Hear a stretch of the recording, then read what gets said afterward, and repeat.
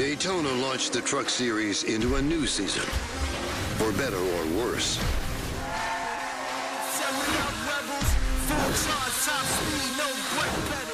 Today, the truckers seek momentum or redemption on Atlanta's dynamic pavement.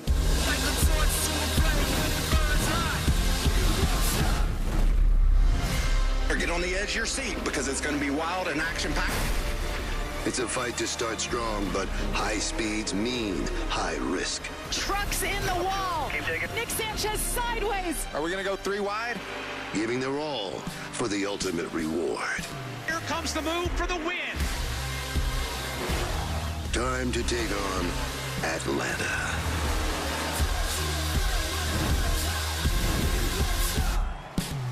This is Truck Race Day. The second race of the Craftsman Truck Series season has arrived with back-to-back super speedway races on the schedule. Today, the teams take to Atlanta Motor Speedway on a picture-perfect day for racing in the Peach State that will be sure to entertain from start to finish. Welcome in to Race Day here on FS1, getting you set for Atlanta. I'm Caitlin Vinci alongside my guys here on the Truck Series, Trevor Bain, Todd Bodine.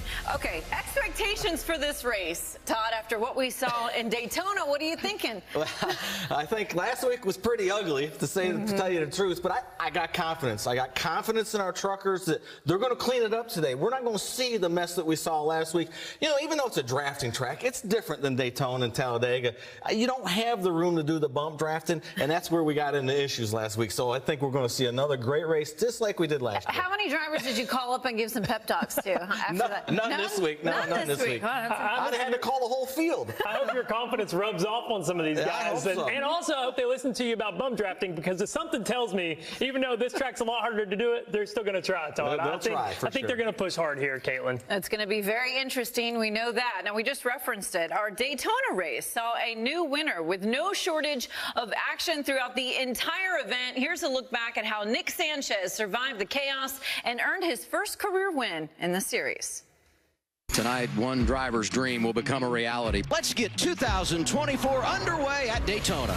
And we've got a crash. There's been a lot of chaos. We've been included in it. Aggressively safe is what I like to say, you know, not aggressively stupid.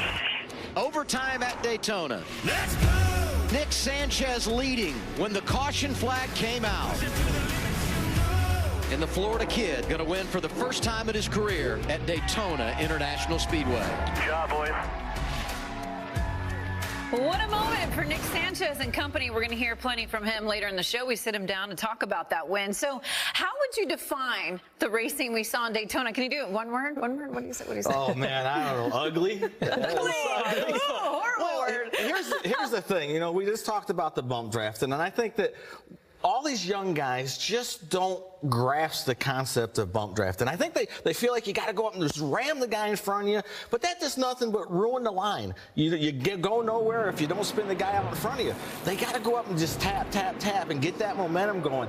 And I think it's just the inexperience, really, of all these young drivers and not understanding that concept. So hopefully today they figure it out and it won't be as bad. Well, and Todd, some of that mentality comes from the rules set in place by NASCAR, right? NASCAR says with the trucks and Xfinity cars, since it's so easy to lock bumpers, you're not allowed to. Now, we saw that a lot in the Daytona race where trucks would get together and they would push each other all the way up to the lead. We'll see it right here. Watch the 7 truck push Rajat Karuth up to the lead here. He's going to stay on his bumper for half a lap.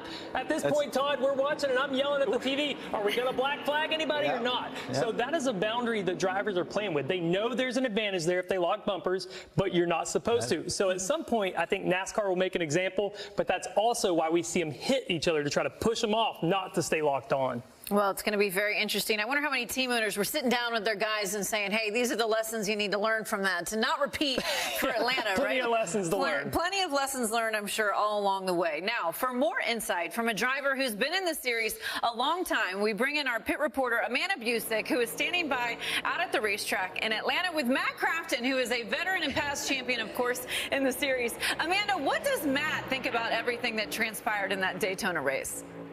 Hey, Caitlin, and absolutely with his veteran status, he has the right to have words of what happened in Daytona. And not to put words in your mouth, but prior to our interview, he said that Daytona was simply stupidity. What do you make of the driving that is required at Daytona? At the end of the day, I mean, I always say there's no Control-Alt-Delete button on their video games that they think they're doing, and we're running to the back of each other. I mean, I've made suggestions, just make the front bumper structures way weaker, so whenever you do hit somebody, and you're going to think about it, I might knock the nose off my truck if I do hit somebody as hard as I do. And the huge runs that people were getting and just hitting you in the right rear corner, left rear corner, and there's just not a lot of thinking that goes involved. I mean, I was young before, and I made those mistakes, but at the end of the day, go back and watch your mistakes and learn from it. You watch a guy make a mistake and go back and watch the race and say, you know what, that was a really bad decision he made, and try to learn from it. From what I've seen in the last 4 or 5 years, has progressively just gotten worse and worse and worse. I mean, I've been doing this a long time. When I came in, I used to ask Ron Hornaday, Mike Skinner, Jack Sprague, and all them a lot of questions. How can I do this? What do I do to get better? In the last 4 or 5 years, literally, rookies, zero. They came ever talk to me about it. I'm not perfect by any means, but just ask questions to get better, and that's the only way you're going to get better. Still to this day, I ask Kyle Busch questions. He races way more than we do, and he's a great race car driver, but they need to just have some kind of consequence for their actions, what they're doing, because what we did in Daytona and what we did in Phoenix was absolutely pathetic, and I hate it for the Truck Series because I love the Truck Series. And you think about what this race will unfold here today. Can it get better? It's all in their hands. It's all in our hands at the end of the day. And just be smart. Just watch where you're pushing. Watch where you're running each other. When they are coming with those big runs, I'm like, you know what? I'm going to hit that guy too hard and might wreck him. And they need to think about that instead of just running the back of them and hoping they make it and hopefully it works. And when there is the wreck, and I'm just not going to name names, when you watch that wreck last week, there's some of these guys who were just absolute idiots that just took it right and just held it wide open and hit Taylor Gray and sent him in the air. And you go back and watch it, and I'm like, they literally turned right and held it wide open through the wreck and flipped him. What if his driver's door is exposed like that? People don't think about stuff like that, and we all need to. Well, Kaylin, there you go. It's safe to say that Matt Crafton, the veteran, has a lot of opinions on Daytona.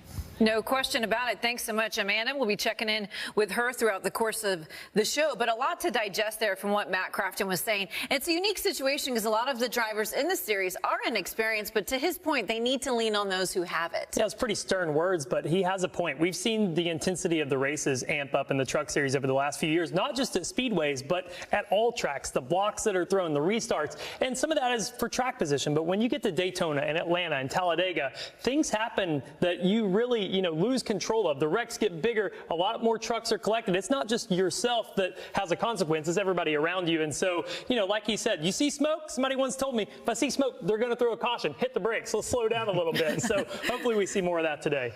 Yeah, I totally agree with everything that Matt said. And the thing about it, he's our senior member in the Truck Series. He understands this racing.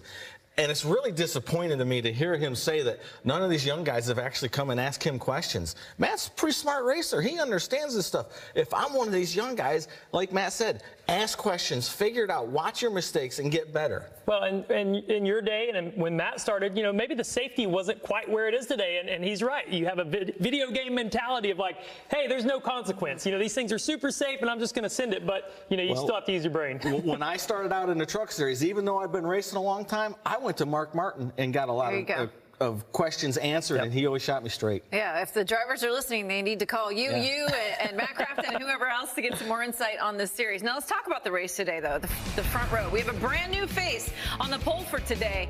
Daniel Dye, he claimed his first ever truck pole in his sophomore season. How about that? Alongside of him is Tyler Ankrum, who makes his best start since his 2021 season. That is how they will roll off with the front row today at Atlanta. Coming up, though, here on race day, Atlanta Motor Speedway will present plenty of challenges for the drivers and teams ahead.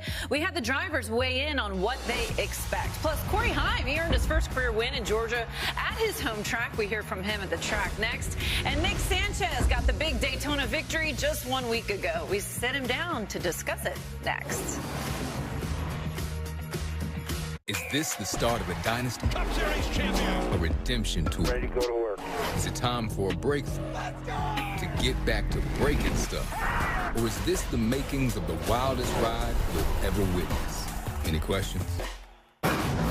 Welcome back to Race Day from Atlanta with with a look at Grant Enfinger. He is starting 6th for the race today, former winner out in Atlanta. So too is Ty Dillon back in the series full-time, also a former winner there. He is starting 17th. A little work to do there, starting a little further back. But I want to go back to that win because it's been a number of years since Ty has raced full-time in the Truck Series, since 2013 actually. But the year prior to that, he was able to start on the pole and lead 40 laps on the way to victory at Atlanta Motor Speedway. His only win that year, but a big moment, of course, for Ty Dillon, and Richard Childress there with him as well. So who else has won in the Peach State? Take a look at the list here. Kyle Busch is the man when it came to racing in a truck here at Atlanta with 6 wins. Matt Crafton, who we just heard from, Corey Heim, Christian Eckes, Grant, and Ty with 1 win apiece. Now, we do want to note only 2 winners from this list have won at Atlanta with this configuration. So many variables have changed from some of these win numbers. So what do the drivers think heading to Atlanta this year? They weighed in for race day. What's your feelings about Atlanta? Sucks. Sorry. It's okay. Cut! And I've got a crash. And they're wrecking on the front stretch. Trucks in the wall. I mean, it's just basically a 1.5 mile restrictor plate race. It is just going to race just like Daytona. You can take a lot from Daytona these days and apply it to Atlanta. It's like a little Daytona, really. The mentality is a lot of the same, right? It's pack racing. You could take some of the lingo you learn with your spotter on making moves, when to make them, and how to make them. It used to race like Myrtle Beach or Darlington or some track with really worn-out asphalt. Now it's all out. It's going to be fast. You're going to be wide open, but you're really going to have a good handling truck, to be able to excel there. It's tighter, a little bit less room to go places. Things happen a lot quicker. You're going to be nose to tail, bumper to bumper, pushing, shoving.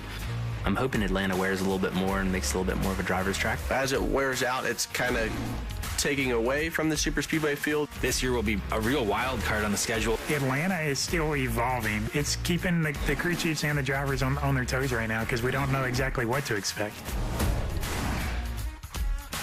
Well, Grant Enfinger said it best, keeping drivers and crew chiefs on their toes as it comes to this racetrack. So the new Atlanta, 5 degrees banking on the straightaways, 28 degrees in the corner. What are we watching for today when it comes to the layout of this track? Well, the changes that were made at this racetrack were huge, and it allowed NASCAR and the teams to kind of approach this like a super speedway.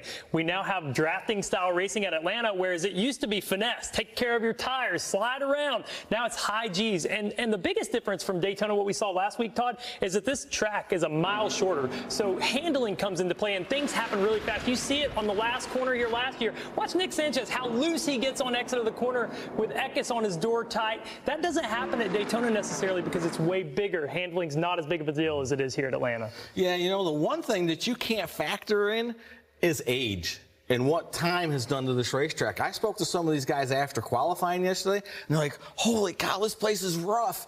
Down at the bottom of 1 and 2's got some big bumps. 3 and 4, you remember the old washboard that was in 3 and 4? Oh, yeah. That's coming back. It's back. There's a big old bump in the middle of 3 and 4 at the top. So this racetrack is aged, bumpy, wore out a little bit but it's more, still new. A lot more racing. So it's going to be interesting to see, and I think that we're going to see handling at the end of these stages take really big effect. Okay, so plenty of things to keep drivers, crew chiefs with their hands full when it comes to getting a victory out at Atlanta. But speaking of that, the driver who was able to win first on this new Atlanta, his first career win, and that would be Corey Heim, and right now he is standing by out at the racetrack with Amanda. Thanks, Caitlin. And Corey, Caitlin just referred to your 2022 win here. That, with your success on drafting tracks, you're starting a little bit further back in the pack today, but you're definitely one to watch. Why does this style of racing fit you? Yeah, it's a good question. This is such a unique place, and I feel like historically I've been decent here. Last year we wrecked out mid-race, but I feel like we had a lot of speed. And, this time last year I feel like we were a little bit behind in our trucks, and now we're really far ahead. So looking forward to everything with Tricon Garage today. I feel like we've made a lot of progress even since Daytona last week. So, knew we needed to fix, and I know we're starting a little bit deep, but we always seem to really race good. So huge thank you to them and Toyota Racing, Safe Life for everything they do. Can't wait. Last year we saw the addition to pit road, the 2,300 feet that is added there. How will execution make or break you today? Yeah, last year was tough. I know they edited it a little bit, but yeah, it's such a long pit road. If you have some sort of issue under green flag and have to pit, it's going to pretty much ruin your day. So execution's going to be good. Patience is going to be good a lot throughout the day. I feel like it's going to be really important to not have any issues under green. If you have to pit, it's going to be bad. So, last year we had a lot of luck as far as just staying out of the trouble and me being patient. So hopefully that carries over today. Last year's regular season winner, ready to get back after it.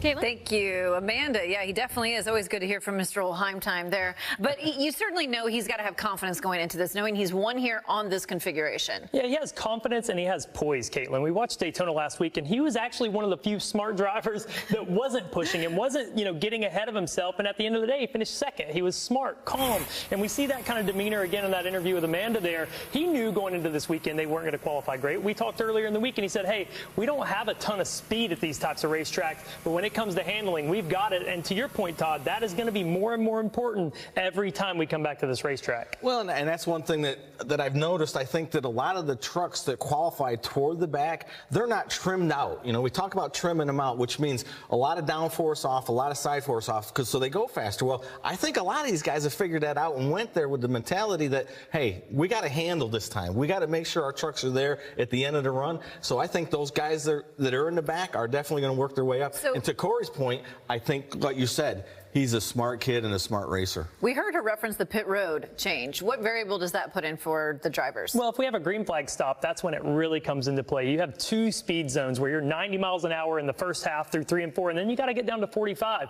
Those loops are kind of big. There's a lot of stuff that is going to go on there, but hopefully for their sake, it's just under caution, and we just run 45 miles an hour all the way around, because when there's opportunity, there's also opportunity for mistakes to be had. Yeah, that's true. Very true. We'll watch Corey Heim make his way from a little further in the back to try and get to the front to get another Atlanta win.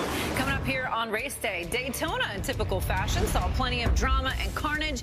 Taylor Gray, he's going to join the show live from the track to share his perspective on the big one. Plus, who else may already be feeling the pressure after a difficult day in race one? We discuss next. Welcome back to race day with a look at Christian Eckes, last year's winner out at Atlanta. He will start 5th for the race today, hoping to maybe get another victory. Now, he was caught up in a wreck in Daytona, so were many others, guys, and I want to go back to this because Daytona had a very scary incident at the tail end of the race. Taylor Gray, battling for second at the end, made contact with Jack Wood, flips. You see it here after hitting Daniel Dye. Really frightening incident for everyone involved. 12 trucks involved from that moment. So we would like to welcome Taylor Gray into the Race Day Show, joining us from Atlanta. Great to see you, as always. And of course, we were just showing that incredible footage from that incident. What were you experiencing and thinking while all of this was happening in that moment? Well, to be honest with you, I mean, it wasn't a whole lot besides whenever they tell you it gets really quiet when you go upside down. They're not lying. That's the truth. You could probably hear a penny drop in the race truck if you wanted to. But honestly, whenever I got hooked in the right rear, wasn't thinking too much of it. Obviously, typical Daytona last lap. Kind of expect stuff like that, honestly, especially, with how the racing's kind of been. I think we all understand that it's been pretty rough recently. So it's kind of something that you have to expect coming into the last lap at Daytona. And whenever I was sliding backwards, I felt the rear of the truck start to get a little bit light. Nothing kind of out of the ordinary. Whenever the flaps catch you, usually set you back down. And whenever I got that second shot in the left front, it's whenever it got me upside down. And honestly, the only thing I thought was, wow, there's trucks driving underneath me right now. So it's pretty wild. Very wild, to say the least. We're so glad that you are okay as well. I'm sure you've had a chance, obviously, to look back on the footage throughout numerous points in the week. Any learning things you were taking away from watching it back? Yeah, I mean, honestly, the biggest thing I was looking at is I really just wish the 71 would have just backed up to his help and try to put the energy towards the bottom lane rather than not really sure still don't really understand what the move was, but really wish we would have just backed up and tried to get the energy moving forward and just been a little bit more patient, right? I mean, heck, we probably still have 2 miles to go. I mean, so much time left in the end of the race. I mean, that's what I think a lot of people don't understand is exit at 2. I mean, you still have so much time to make moves. So I think the biggest thing was just I wish we could have just kept the energy going in the bottom lane and made some stuff happen. Exit of 4 was the biggest thing. Taylor, first of all, I want to compliment you on driving a really good race, man. You did a great job the whole race. You'd put yourself in position on the last lap of the race to have the opportunity to win. And my question is, going into the first turn, knowing the position you're in, what were you thinking? What was going to be your move, or what did you think was going to happen to try to get that lead? The biggest thing was just, obviously, like I said, just kind of getting the energy back built up. The 71 gave me a really big shot into one that kind of stalled my run out. You saw me kind of get a little free getting into one. It just wasn't a super efficient push. It kind of stalled my energy out a little bit. So the biggest thing was trying to get backed up to my help and try to start surging back forward. My two options were if I pushed the 2 out there, if that gap was still there between the 2 and the 91, I was going to try to split the 2 with my help. Or, you know, if that gap closed up, I was going to try to push the 2 out farther and back up to my help some more and try to get that run out of 4 like a lot of guys you see do. You know, it tends to work out in their favor. You know, sometimes it does, sometimes it doesn't. But those are kind of my 2 options. I was kind of thinking in my head, just kind of was going to be, you know, just a play action almost, like play, I don't know, at the time, you know, maybe audible between the 2 moves. So just kind of dependent on, you know, what was going on around me. Well, Taylor, thanks so much for your time. We appreciate it. Best of luck to you out there in Atlanta. Hope it's calmer for you. Thank you so much. Oh, gosh, I don't know. We'll see. I mean, I hope it's going to be a little bit calmer, but I don't know. I really hope so. We are going to find out. Thank you again. Of course, Taylor Gray, one of the ones who didn't get the finish he deserved. Here are the other notable Daytona finishes outside the top 25. Matt Mills, 26th. Chase Purdy ended up 28th.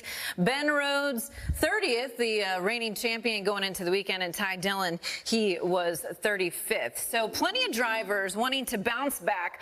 Todd, who's already feeling the pressure? I know it's early, but you don't want to be the team that has 2 bad races in a row. Yeah, you know what? I kind of feel like Lane Riggs might have a little pressure on him right now. You know, he was excited going into Daytona. The interview before the race, he thought he had a chance to win. Ended up getting wrecked out. But, you know, he's in a winning truck, a championship truck, and he can perform. We know that. This is a great young driver. He's only got 10 truck races under his belt, but he did really well in those races. So right now I think maybe a little pressure to perform, but slow down, Lane. You got a long season to go.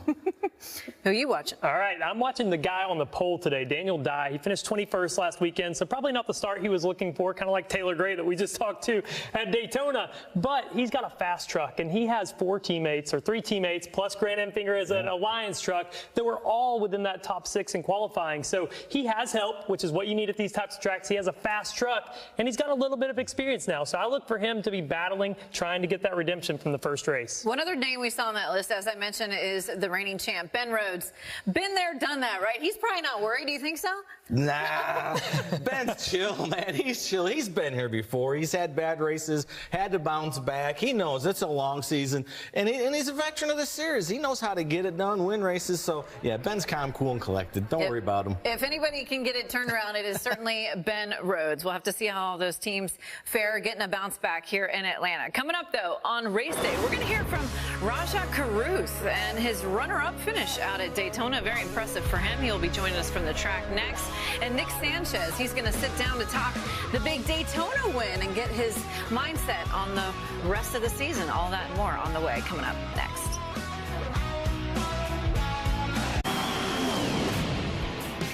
Welcome back to Race Day from Atlanta with a look at Jake Garcia starting 11th. His hometown is Monroe, Georgia, so he's hoping to get a win in his home state. And speaking of Georgia boys, one Truck Series alumni in particular has really learned how to capitalize at Daytona. That would be Austin Hill, earning his 3rd straight win at the season opener in Daytona just last weekend. So we sat him down for Xfinity Series Race Day. Here is a preview. Sideways, can they hang on? Austin Hill wins once again. He goes back to back here in Atlanta. We are standing here where I used to race Bandoleros Legend cars on this little quarter-mile racetrack. Growing up racing, my dad was like, hey, this is going to be something cool that we can do, a little hobby together, and then it's turned into what it is today. Congratulations, Austin Hill. Home sweet home. You know, when I was a little kid racing, you're like, man, it'd be so cool to run around the big racetrack. You know, that was the vision I had. We look forward to that conversation with Josh Sims, Austin Hill, 4 p.m. Eastern on FS1, Xfinity Race Day following the truck. So back to the trucks. One driver who was actually born in Atlanta, who survived the Daytona race, but not without some drama at the end, was Rajah Caruth, who earned his career best finish of 2nd. Right now, he is standing by out at the racetrack with Amanda. Thanks, Kaylin. And yeah, coming off of that 3rd place finish at Daytona, I'm sure that it has to bode well for confidence. And you look at your experience from here last year and coming off of last weekend, what expectations do you have for yourself today, Rajah? Yeah, Miss Amanda, it's just another race, you know, so I'm excited to be here with HendrickCars.com. You know, everybody at Aspire Motorsports and Team Chevy, and technically this is kind of one of my home tracks, you know, growing up, not here, but having friends and family in this area. So at the end of the day, it's another race, and we just got to execute and be there at the white flag. It's breezy conditions already here today. That could pick up during race time. Will that have any impact on the race? Yeah, honestly, I think so. Just because yesterday in qualifying, like going on the backstretch, I definitely was like, oh, snap, you know? So we'll see. I know my truck's going to be driving pretty well. I'm going to work in my tires pretty significantly, I think, just because the surface is still really new. But we'll see. Just got to be there at the end. Good luck today, Raja. Thank you. Caitlin? Thank you, Amanda. Oh, snap, oh, he snap. says. Great quote. So expectations for Raja, because he definitely has momentum on his side as it comes to this race today. Well, Raja has a lot of things going for him. Yes. His position in the points, right? He had a good run at Daytona, but also his position with his team, Spire Motorsports, that is growing and really putting their best foot forward. He's got Hendrick cars on the side of his truck, so I know he's got a lot of support right now. But also at the same time, Raja's got to be willing to step back, and I think he is willing to look at it and continue to learn, as we talked about, you know, Matt Crafton earlier saying that about some of the young guys. At Daytona, off of turn 2, he had that mistake that's been brought up a couple times where he gets tight and he slides up into the outside lane. You see his hands, see his white gloves right there inside the windshield. They are turned left. He is not making that move on purpose, getting up there into the left rear of the 91, but maybe he let his guard down a little bit and got tight because of the aero situation he's in. You don't know what to expect until you experience that for the first time. Raja has now experienced it, and now hopefully he'll apply that to Atlanta this weekend and get another great finish. Yeah, you know, I got to have a conversation with Raja at Daytona. First time that I actually, one-on-one, the two of us got to speak. Boy, I was so impressed with the young man. Great young man, but he listened to everything I had to say. He wants to learn. That's the biggest thing that is in his mind right now. And that's why he's got that relationship with Bubba, and that's helping him learn the sport and learn the craft of being in the trucks and the things like that he's got to go through. And, you know, he understands the position he's in. And the race team that he's with, this is his best shot. And Mr. Hendrick being behind him, supporting him, this young man's got a great future. I think that he's going to have a good year this year with this race team. I think he could be one of the guys that we're going to be surprised to win in a couple of races. Well, and as critical as we all are, we have to remember that's kind of what the Truck Series is for, right? These young guys come in and they don't know until they do it. So they're all learning, drinking out of a fire hose, as we always say, trying to take it all in. We'll have to keep an eye on Raja Carruth today. Is starting 12th for the race. What about the rest of the field? Take a look here at the first couple rows of the starting lineup. As we mentioned, Daniel Dye with his first career pole in the Truck Series, P1. Tyler Ankrum, who had a good start to the season in Daytona, right beside him. Ty Majeski, former winner in the Truck Series there in row 2 alongside Jack Wood. Christian Eckes, 4-time winner last season in row 3 next to Grant Enfinger, who is a veteran of the series. Now, after us, don't forget, tonight on Fox, primetime hoops. Top-ranked UConn is on a mission to repeat as national champion. Now they'll take on Big East rival Villanova, who has their sights set on a major upset. Coverage begins tonight at 7 Eastern, only on Fox and the Fox Sports app. You don't want to miss it.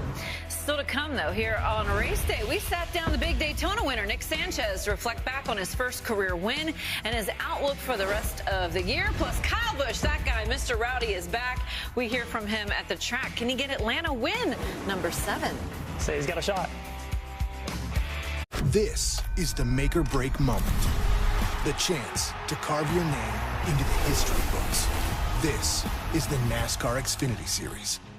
Welcome back to Race Day from Atlanta with a look at the Daytona winner. The only one resting easy going into the race today, that would be Nick Sanchez. He sure does. He is starting 18th for the race today. And I want to go back to Atlanta, though. 1 year ago, leading on the last lap. Trevor, what are you seeing here from March Atlanta? Well, there's that big push from Ben Rhodes on the back bumper of Christian Eckes, allows him to get to the outside of Nick Sanchez.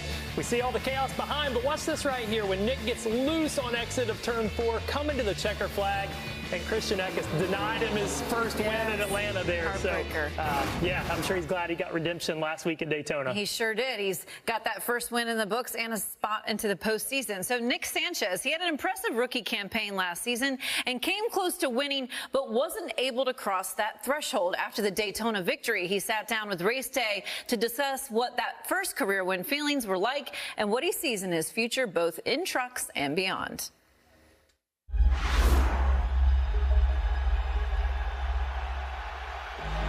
My feeling going into Daytona was no expectations, no strategy, no plan. Everyone starts from zero. whatever you did good or bad last year doesn't matter. It's a clean slate and a fresh start for everyone, and I use that as an opportunity to build my mindset on things that I thought I wasn't really good at last year. So, I kind of went in there, checkers or wreckers, to bring back the trophy or the steering wheel, and luckily I got both. Nice move by Sanchez. One back. And there's a crash. Wrecker behind him. Caution. No, we're going to get a win. Nick Sanchez, the Florida kid, going to win for the first time in his career. Fast truck, badass job all night. Feels like a dream. The feeling crossing the finish line was joy and then relief. Just a big thanks to my team, sticking with me all last year.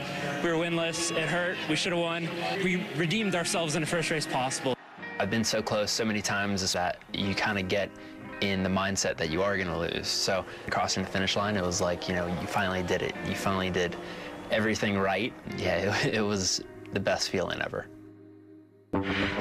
Last year, we won stages, we won poles, we led laps, we swept stages, we made the playoffs, we almost made the championship for, right? Like, I think to many people, they'd categorize that as a good season, but, my expectations are to win. Nick Sanchez goes spinning to the infield. Nick Sanchez sideways. He couldn't keep it out of the wall. Just a shame for Nick Sanchez. Hate to see Nick Sanchez's evening end like that. You don't try to make excuses, you look for ways to get better, and I think that's what I tried to do this offseason. You either win or you lose, right? There's no in between. Look at me now, better than ever before. Look at me now, making drives drop to the floor. I want at least 10 wins this year. I know it sounds pretty crazy. I know some people looked at me funny when I said it, right? Our goal is, 10 plus wins and a championship. I want to win on every single track, right? I think last year we showed the speed at every single track. And this year I want to show the speed, but also come home with trophies to show for it. Took a little time, but I got it. Shining a light, you gotta be a fool to think I'm done. My end goal is the Cup Series, but I don't want to just be there to be there, right? I want to win in the Cup Series. When the time's right, hopefully the people around me will move me up. Look at me now. A great interview there, and I love the confidence we're seeing out of Nick Sanchez. And you said it too, just the swagger he has. But the sky could be the limit for him this year. He's already got that first win out of the way, right? Absolutely. Why not, right? He said 10 wins. 10 That's a little ambitious, but we won't go there. Last year we watched Nick a little up and down in the season, right? He started off really good, had a little rough spot, but then he got good in the second half of the year. But they had speed the whole time, and I think we all expected to see him win races because they were so fast on the poles, always up front. But you heard him say that hurt, not winning those races. So to see him come out of Daytona, same team, new crew chief with Kevin Bono Mannion, to win that race, what a pressure relief that was for the kid. And I think he was going to win some more, but maybe not 10. But what do you say to that? The big 10 number, we're going to be watching this all season long now, because that would be history making. I was going to say, he'd be the first one to ever do it. I think Greg Biffle would be upset because he's had this record since 1999 with 9 wins. Kyle Busch there with 8 wins. 10 is a big number. You mentioned it there. But, for Nick Sanchez, he has so much natural ability. He gets everything out of those trucks, but he has learned over the last couple years that, hey, it takes more than being fast to win races. You got to have good pit stops. You got to have everybody around you in their trucks do what they need to do and not crash you, like we saw a couple times in those clips. But, for Nick Sanchez, I've heard so many people that are around him talk about his work ethic. He said, I wanted to apply myself this offseason and get better, and I want to have a winning mentality. And he needs to believe he's going to win 10 races in order to win maybe 5. You want to go to the track every weekend with that kind of confidence. He certainly believes it. That much is clear. That's for sure. It may be tough, though, for him to go back to back, because a familiar face who we just saw on that wins list is back in the field this weekend, and that would be Kyle Busch. Rowdy is back. You see it here. 6 wins for him, 9 top 5s, and over 600 laps led out at Atlanta Motor Speedway in the trucks. And right now he is standing by at the track with Amanda. Kaylin, it's almost time for driver intros down here. And Kyle, this is the first of 5 races. We'll see you in a truck this season. You told our Bob Procus that Atlanta wasn't one that you wanted. No love here? Well, just the speedway factor of what this race is, and I don't run Daytona for a reason, so I didn't want to have to run here, but to get my 5, this was the only option I had. So appreciate everybody at Spire and Group 1001 for allowing me to be able to run the trucks and come back to some fun and the good old stomping grounds of being able to race with some of these younger up-and-coming guys, and the old Crafton over there as well too, buddy of mine. So it's fun, and we still got Chase Purdy and Nick Sanchez a part of our group this year again. So excited about helping those guys out and giving some more tutelage to them as we get through the season. Matt mentioned earlier in the show that he uses you as a resource, but you talk about the young guys. I just saw you talking to Nick and Chase. There's many guys in this field that are going to be intimidated yet excited to race around you today. How can that be a benefit? I don't know. Sometimes, you know, it can be a benefit where they might want to follow and not necessarily make a move, and so you'll kind of scare them into staying behind you. But I don't think any of these guys are too scared, so I know they're going to be gunning for the win and going as hard as they can go. Kyle will start next to his buddy Matt Crafton today. Caitlin? Thanks so much, Amanda. Always fun to watch Kyle Busch. And he referenced that he didn't really want to run this race. And all of his wins came on the old configuration. So what is in store for Kyle today, you think? Yeah, it's not often that Kyle Busch has less experience at a track configuration than the young truck drivers, but that's the case here in Atlanta. He's never run an Xfinity race here or a truck race since they repaved this racetrack. So he's going to be learning a little bit. I expect Kyle to learn fast and be a contender to win. But he's right. These drivers look up to him. And that's the benefit of having other Cup drivers in our truck series. We need that more often because they might go push Matt Crafton, but I don't think they're going to push on that Kyle Busch rear bumper too hard. I don't know. You heard Kyle. These guys are going to go for the win. I don't know if that's a big difference or not. But, you know, Kyle, I think that he's running all these races, his 5 races in the first part of the season, and the next 8 races. So I think there's a reason for that. And I think that is to try to help Spire Motorsports, these young drivers, and the crew chiefs make their trucks better for these guys going down the road. And his experience and his feel for the trucks and cars is just phenomenal. He really knows what he's talking about. So that can only help this team, and the asset of having Kyle do these races at the beginning of the year is big.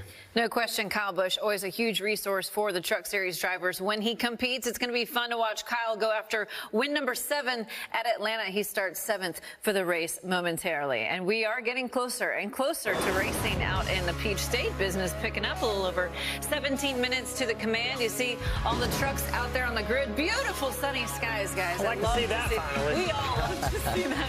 All right, we've got our race picks, which we're very competitive with these, and more race day coming to you. Can we get a trophy too? After the...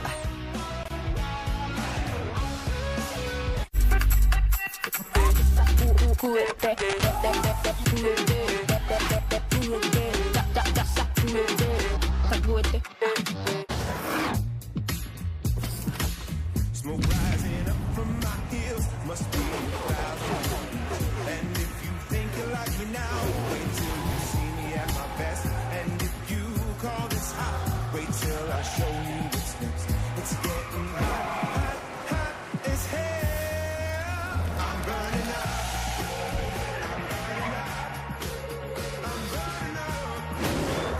Nothing like a little smoke and fire to get you ready for Hotlanta. Ben Rhodes is ready, Trevor. I'd say he's pumped up for this one. He had a shot last year. We saw it earlier.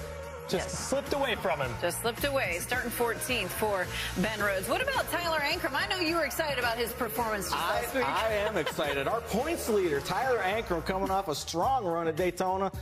Started 2nd with another good qualifying run. Best one in a while. Absolutely. Good for Tyler Ankrum. So far, so good. What about Christian Eckes, former Atlanta winner? This is the place that started all the momentum for this young driver there with McAnally Hilgeman last year. Got their first win together. I think they want to add on to it. Yes, no doubt about it. Okay, so Christian Eckes eyeing the prize there, a victory, and it is time now for us to do our race picks who we believe will get the big win out at Atlanta. And Trevor, you get the honors to start us off first. Ooh, what do you say? All right, well, I'm just going to go with the guy we were just talking about. I'm saying he defends his win from last year. Christian Eckes is who I'm going with this time. He's got a lot of McAnally Hilgeman help up that there. was my pick last week. He didn't bring it through. Are we you just gave it away. No, I'm trading off. I don't know who you're picking yet. Okay, so 1 vote of confidence for Christian Eckes. Todd, who are you picking for the win? I'm going with Grant Enfinger. That's a good one. He's a great plate racer, a drafter.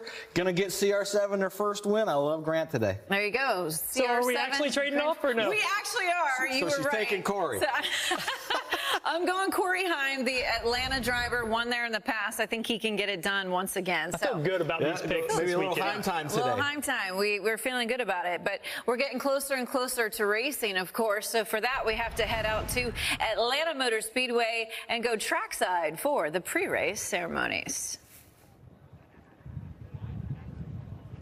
Ladies and gentlemen, at this time, we ask that you please rise as you are able and remove your hats as the Dawson County High School Junior ROTC Color Guard presents our nation's colors. Here to offer today's invocation, please welcome representing Midway Church in Carrollton, Georgia, Mr. Steve Erickson. Let's pray. Father, we thank you for this day. We pray you will watch over us as friends and generations of families gather here to make lifelong memories together. Father, we thank you for NASCAR, Atlanta Motor Speedway, Fr8 Racing, and all the other sponsors and vendors that make this competition possible. We pray for our nation's leaders, our military personnel and their families at home and abroad, defending the freedom of this great nation.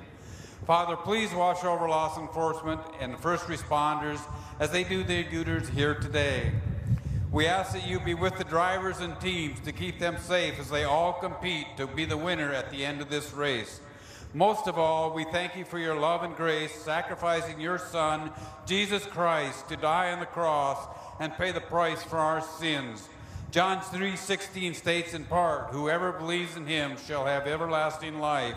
With that promise, believers can rest assured through your love and grace that at the end of our race on earth, when the final checkered wave flags over us, we will all be winners with you in paradise forever. We humbly thank you for this gift as we pray for all these things in Jesus' name, amen. Here to perform our national anthem, please welcome Broadway National Tour actress from Cumming, Georgia, Bella Yantis. Oh, say, can you see by the dawn's early light what so proudly we hailed at the twilight's last gleaming, whose broad stripes and bright stars through the perilous fight o'er the ramparts we watched were so gallantly streaming, and the rocket's red glare, the bombs bursting in air, gave proof through the night that our flag was still there. Oh, say does that star-spangled banner yet wave o'er the land of the free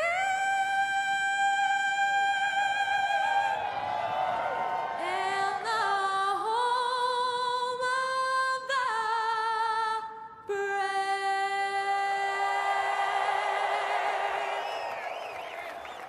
Beautiful anthem, beautiful day for racing. Some wind, though. Yeah, they're hanging onto those flags like these drivers will be hanging onto those trucks in a minute. Yeah, make it tough in 3 and 4. About it. It's going to be exciting. Second race of the year. We can't wait for it. We send it out to the voices in the booth and say hello to our friend Jamie Little. And thank you, Caitlin. We welcome you to a sunny and, as you mentioned, very windy Atlanta Motor Speedway. This is the second round of the Craftsman Truck Series. It is the Freight Auctions 208. The dust has settled in Daytona, with a driver claiming their first career win. Wild and the red, be unstoppable. Take a dive deep and it's incredible. We're losing all control. Now we're on to Atlanta, where the peach trees grow and the music never stops. Round 2 of Super Speedways is on deck, with chaos looming in the distance. I reckon things won't be too peachy.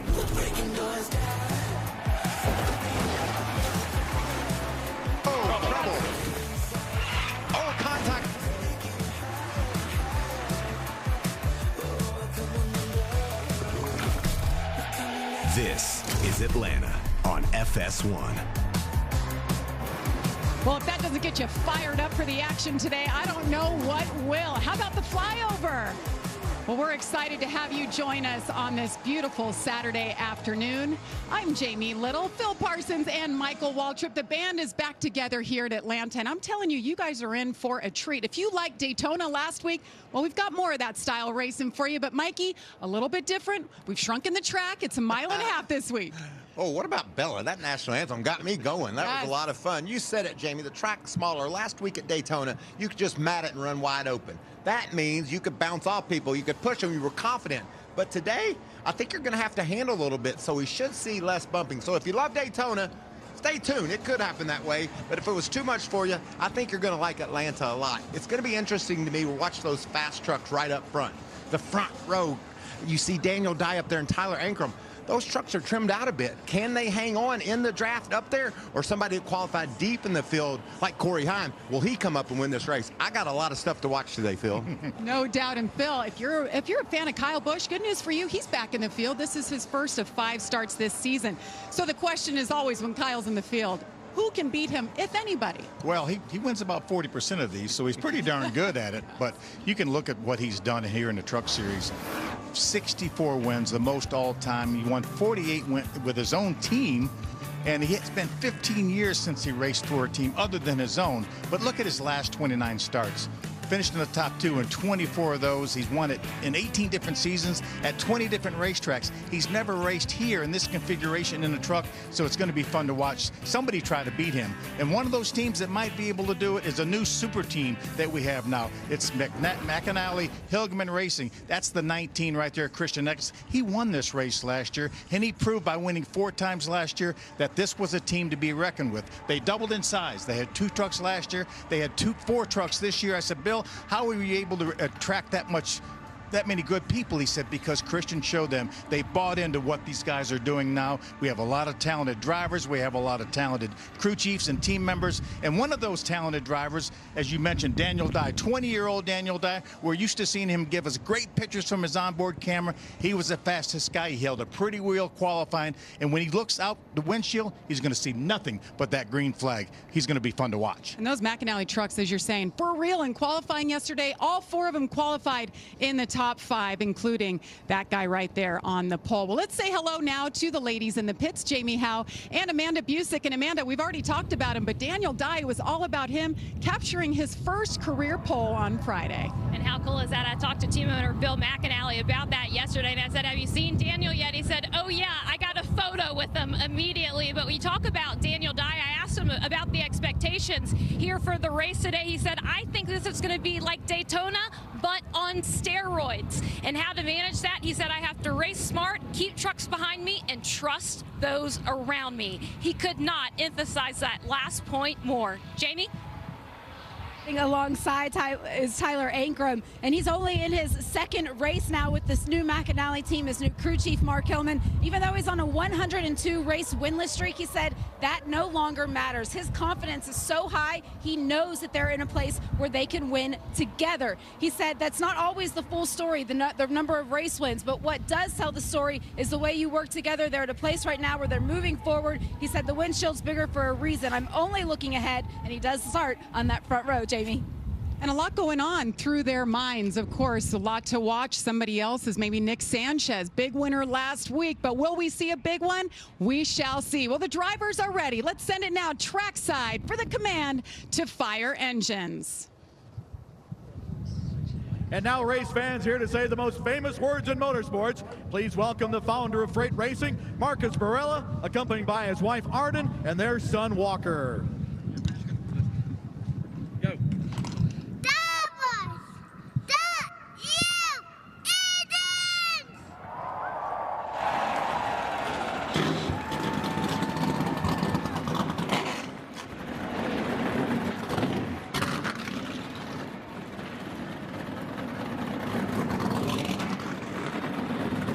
Well, I think that takes the cake for the most precious command. Well done, little Walker. We have 135 laps, 208 miles of racing coming your way next.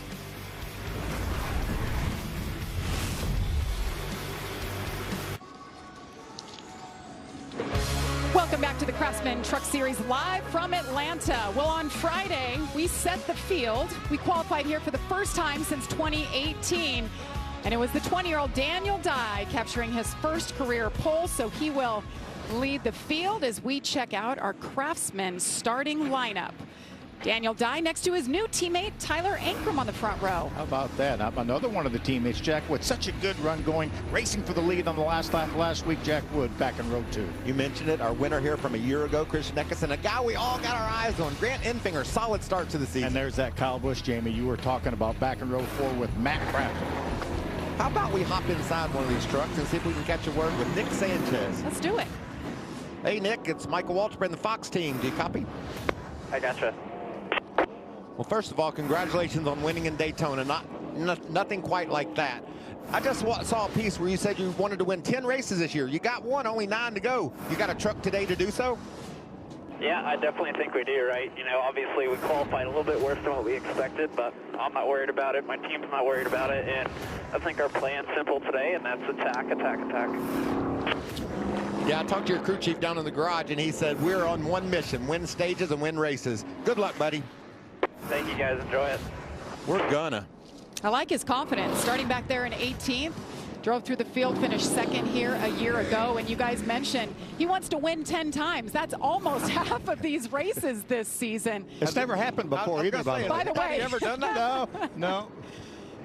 We've had drivers win multiple races in a season, but not even Kyle Busch. Here it is, actually right here. Greg Biffle with 9 wins. That's the most ever in a season. Mike Skinner did it twice, did 8 twice along with Kyle Busch. And remember, Kyle Busch, when he won those 8 wins in 2010, that was out of 16 starts. If my math's correct, that was half. What do they say? Records are meant to be broken. That's right. Perhaps this is the year.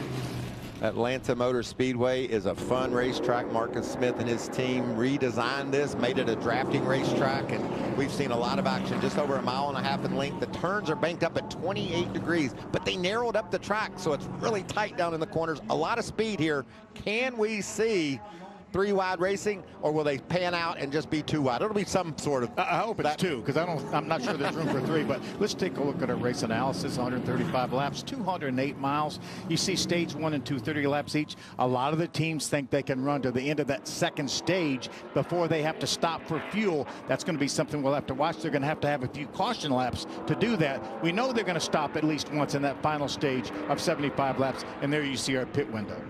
Let's hop on board with a couple of these truckers and see what kind of views we're going to have. They're both up toward the front. First one's Christian Eckes in the Napa Auto Care truck. This kid is fast. He's solid. He won 4 times last year. Look for a lot of great pictures out of Christian Eckes' truck today. And let's just go all the way to the front row for 20-year-old Daniel Dye. This is the Race to Stop Suicide onboard camera, and that is a subject that's near and dear to Daniel's heart. And he thinks a lot about that, and they want to raise awareness for somebody that's having some issues. So great move by that team. And he'll bring us some great action shots along the way. Well, let's check in again with our pit reporters. Jamie Howe. Well, after a 19th place qualifying effort for that number 11 of Corey Heim and his crew chief Scott Zipadelli, the message over the radio was, well, I guess it's going to be an early dinner because that's all we've got. But as Corey was getting himself ready to strap in today, he told me he does feel like they're going to be on the struggle bus, as he's put it, today in terms of speed. But these 20-mile-an-hour winds that we have are no joke, and he feels like being out front may not be the best place to be to start off. He said he is happy with how the truck handles, and he thinks that is going to be a bigger factor. Amanda? Jamie, today is Matt Crafton's 546th race and his 23rd visit here to Atlanta Motor Speedway. Another stat about the veteran, it's been 82 races since he last saw the victory circle. When I asked Matt about that stat, he said, frankly, I just don't even think about it. He said, if I can find luck here, he did have that stage 2 win last year, he can find his 16th trucks victory. He's hungry. He also has 3 championships in those 540-some starts. He knows how to get it done. Well, we've got a lot of action coming your way. We will drop the green flag. Coming up next, live from Atlanta.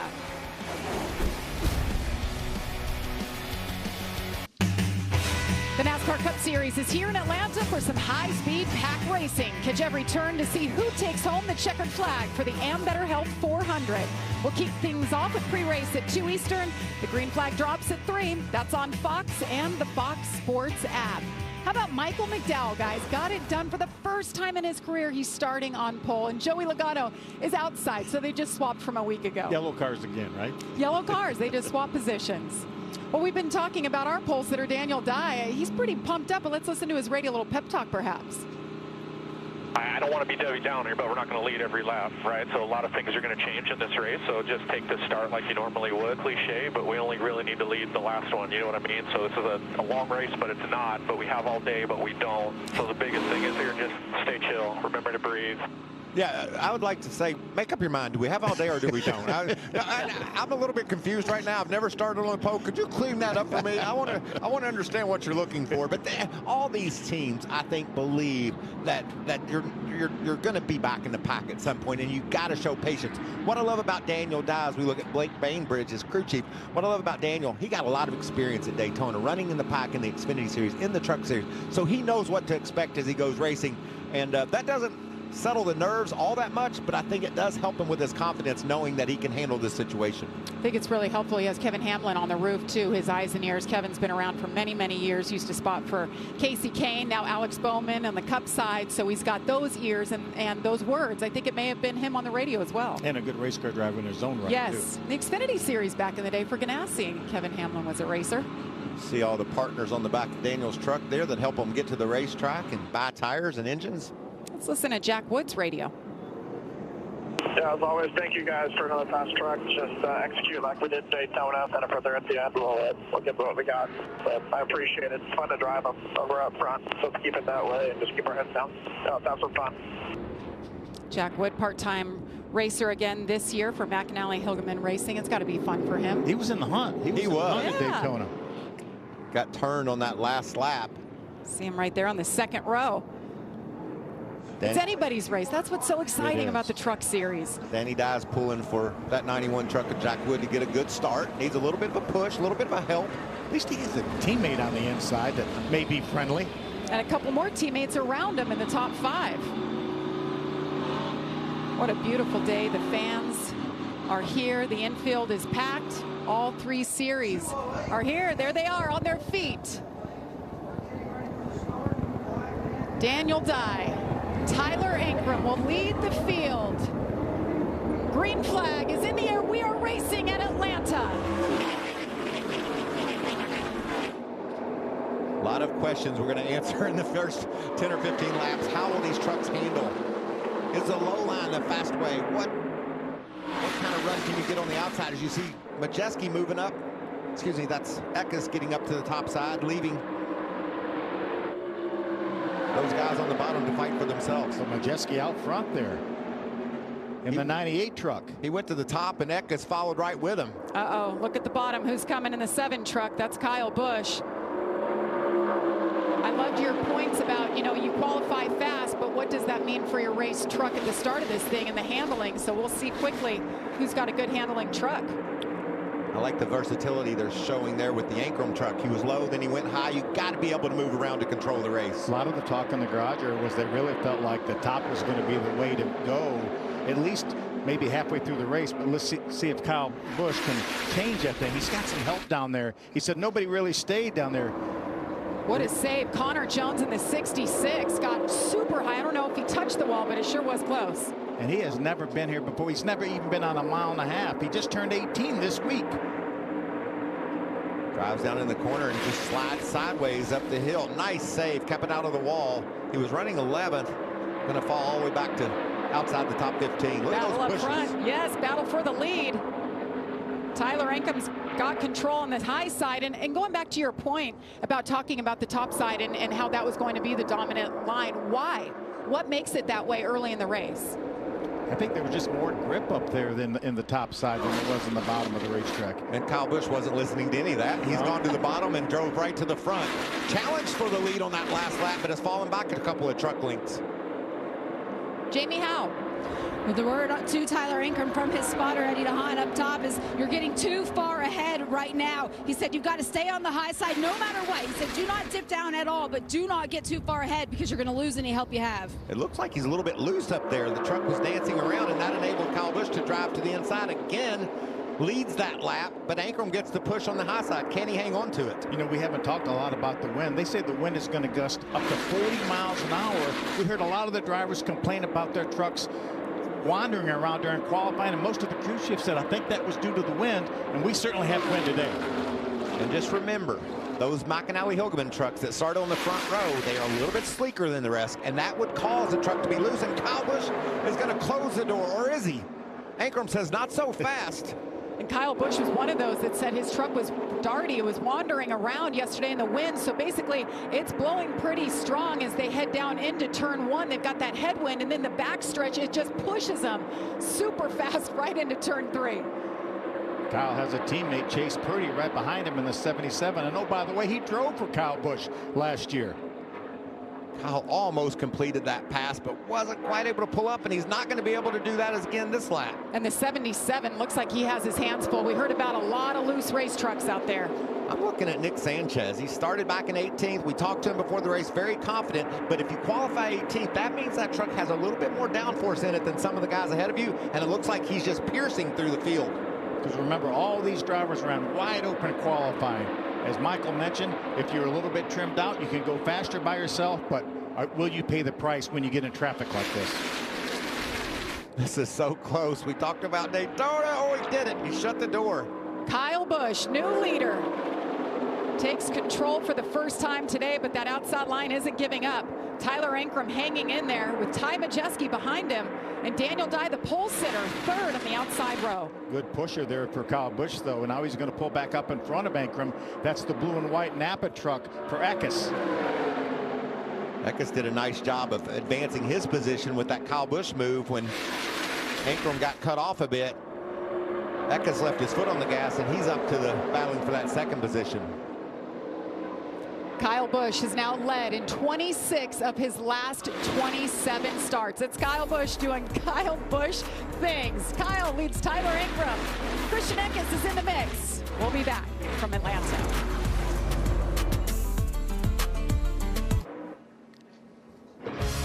Welcome back to the NASCAR Craftsman Truck Series, racing from Atlanta. And new leader, Christian Eckes, went from 5th to 1st. Kyle Busch was the leader when we went to break. He has slipped back to 4th. Let's see how it happened. What a move by Eckes. We talked about that powerful start he had, but he just dives to the bottom, and he's able to clear Kyle and pull up in front of him. Kyle thought about doing the crossover to the bottom. Eckes just simply kept his foot in it and completed the pass. And remember, these drivers are running faster every lap than what the pole speed was yesterday. Great move by Eckes. Awesome shot. Christian Eckes took the lead. So that's 5 lead changes through 10 laps. That's the most ever. A lot of history has been made at this track over the years, and this type of racing is what the fans show up to watch. We had 35 lead changes the last 2 years combined over here, and I'm not sure we're not going to rival that here today. One guy I don't think is content to ride in line, and Kyle Busch, when we went to break, was leading. He got past. Look at him. Falls down to the bottom, tries to make moves, and keeps getting past. Can he make that bottom work? So far, no luck. Working lap number 16, and we got a truck around Keith McGee. Can he keep it down there? I'm good here. All right, caution's out. Caution's out. Keep it rolling if you can. Caution is out for the first time here. That was a great save by Keith McGee. I saw Keith in the garage a little bit earlier today. He said, I can't wait to the race today. My truck's a little loose, though. That, if you're watching at home for the first time, that's what loose looks like. And remember, the leaders went around him side by side, and then just pulled the back end of that truck around, Michael. He was getting lapped. Keith wasn't in that front pack. You can see here, down on the bottom, just trying to stay out of the way. And looked like Kyle got loose coming off of turn 2 as well in that 7 truck. You talked you didn't want to see 3 wide field. This is the first time we've seen it. What happened? Yeah, they spin. Too many trucks and too small of a space. And great save. Keith is driving his tail off right there, hanging onto that truck. Did a great job. And a lot of teams told me they needed at least 1 caution flag. As we take another look from a different angle at Keith's spin, they needed this 1 caution to be able to make it to that lap 60 at the end of the 2nd stage. Wonder if our buddy Daniel Dye started on the pole. Surely not. Surely he didn't get us a good view of this, did he, from on board? Let's see. I think he's going to. Here he is. Oh. Clear low only. Thank you, Daniel. Clear up. Did you hear him just roll off the gas until he saw where Keith was going? That was a veteran move for that kid. Really nice job. Is he getting some advice from you, Michael? We talk a lot about racing. How's his golf game? He's about as bad as me. But he weighs 131 pounds and he can hit it a couple 170 yards. So that's a good start. Anytime you can hit one far, you're going to get better. Just straighten it out. Just straighten it out. That's all you got to do. He's a great spirit. Glad he's on our team, carrying our onboards. Daniel Dye raises the visor, takes a break. We're under caution for this. McGee goes around. Under caution for the first time here at Atlanta, and as you see, a lot of takers on pit road. Some 2 tires, maybe no tires. Well, here's the deal. We saw various strategies there. Some 4 tires, 2, and a gas only.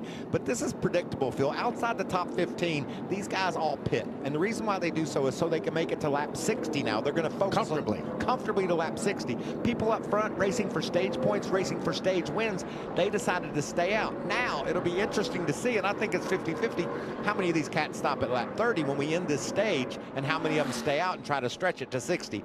Gas mileage has always been part of the game at any racetrack, but when the stage breaks are right on where you can make it to the end of your fuel run, you can see varying strategies. Yeah, Nick Sanchez was running 16th, and he is the guy that led him down pit road, and almost everyone, Jamie, how behind him came down pit road. Yes, after they saw them make that decision to bring the number 2 down, they did take 4 tires. Everybody behind him also made that decision. Nick Sanchez was able to lead them off of pit lane as well after a hard exit, but Corey Heim also made that stop for 4 tires. He also took on some fuel. He was right behind him at pit exit, but one thing that Corey said was, if this is going to do us any good, we've got to stop longer than that. He doesn't feel like they were on pit road long enough to get enough fuel to have any sort of advantage going forward. Only time will tell. They know exactly how much fuel they got in that truck, and they'll know how short they are. They didn't need a lot. Look at that right front damage. We saw that big slide for Connor early in the race. That came from contact with another truck. Yeah, we didn't see how this developed. Because the right rear had gotten the wall earlier. To the wall, if not into the wall. Lawless Allen in the 33 for Ram Brothers Racing. He's new team for him this year. Yeah, moved up a little bit of damage to the front apparently with that truck. You're going to hear gas saving going on here, I imagine. Just really lugging it there a little bit. Probably even shut her down here. Coming to the green flag, so maybe keep it running.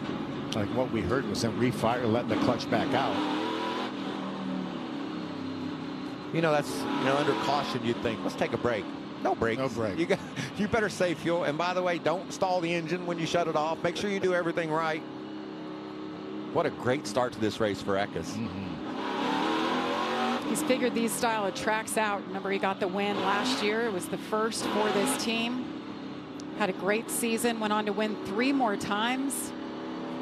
A little heartbroken at the end of the year, but he's back, and he has not 1 teammate, but 3 teammates. Christian Eckes, Tyler Ankrum, Ty Majeski, and Lane Riggs in the 38. First time we've talked about Lane. Wants a little comeback after last week. He was out early in the Daytona race, so good to see him back and running up front. And Majeski lined up on the inside with Kyle Busch right behind him in that 7 truck. Green flag in the air once again. 9 laps to go. Oh, big till push. Stage end.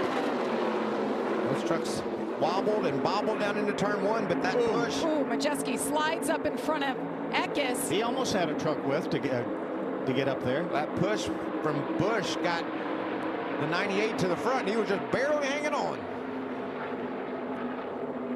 Daniel Dye trying to get to the bumper of Kyle Busch on the inside.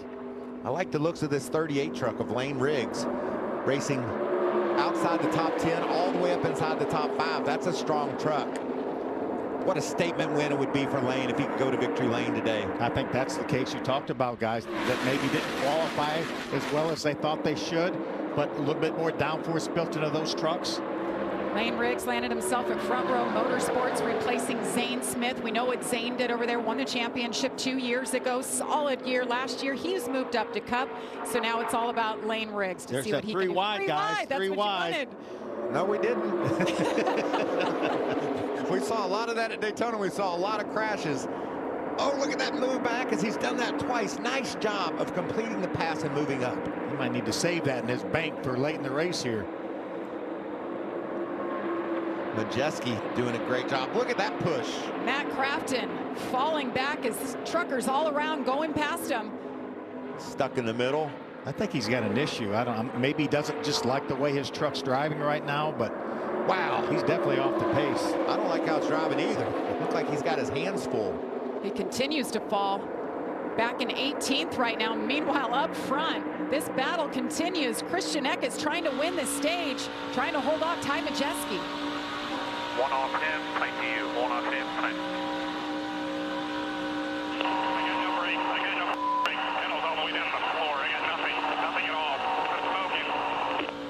That's not good. No brakes for the leader. Well, it's better being the leader with no brakes than being second. Talk about nervous now out there with, I mean, you're out there running 175, 80 miles an hour, and if Christian's right, with absolutely no brakes, it's really going to be a challenge for him if he gets past and he has to run in traffic. Yeah, because they use the brake a little bit, trying to keep their distance off the other trucks. As you see Kyle battling to the bottom, trying to pass Jake Garcia. Jake with a nice job early, along with Jack Wood in that 91. I think it's been fun to watch Kyle Busch. He's been going for it. He's been sticking his nose down low when nobody else really would, but it's not working as well as he'd like it to, and he's not controlling this race. Christian Eckes has taken over that role. Well, Kyle has his teammate Raja Karuth right behind him, trying to form, as we say, energy on that inside line. But does he have enough time to formulate that energy and get to the front? He's practicing right now. He's practicing to say, can I get this bottom groove to work? Because I know I'm gonna have to have it at some point, possibly. He's got some good pushers. He's got Bailey Curry, the 41 Raja, as Michael mentioned, in the 71 behind him. He's holding his own right now. He's not really advancing forward, but he is holding his own. And now he's going to pull up for a moment in front of the 9 of Grant Enfinger. And there's Ben Rhodes. Just popped into the screen, old two-timer, defending series champion in the 99, that bright orange truck. It's back there in the 10th spot. We're running down laps here. Only it's going to be 2 to go to the end of this stage. It's all about Christian Eckes. Can Ty Majeski get around him? Now Raja's leading that lower lane. Lane Riggs is just tempted to go to the bottom. I see what you did there. Yeah. Lower lane and Lane Riggs popped in a shot right at that same time. Throw in a Raja too for the fun of it. Jake Garcia up there in the top 5. I love that. He's in the hunt no matter where we go. One of 3 drivers in the field, by the way, from Georgia. Now look at this gap. Is Majeski laying off of Eckes to try to get that big draft in the run to come to the stage win? He had a run on him, but he didn't take advantage of it. Stayed right in line. This is what's so great about stage racing. They're racing like it's the end of the race, but there are points on the line. Christian Eckes wants them. Trying to hold off Ty Majeski, Tyler Ankrum, Lane Riggs. Ooh, Majeski drifts up. It's going to open the bottom for Christian Eckes.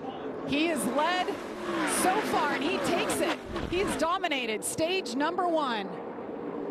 Second year in a row for Eckes, winning stage 1. And of course, we know what happened last year. He went on to win, but we won't talk about the speeding penalty he had to overcome to get it done.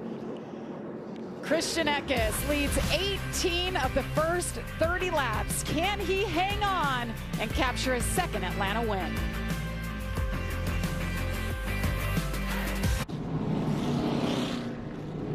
Welcome back to the NASCAR Craftsman Truck Series, live from Atlanta. And trouble for the man who's dominated so far. Christian Eckes has a brake problem.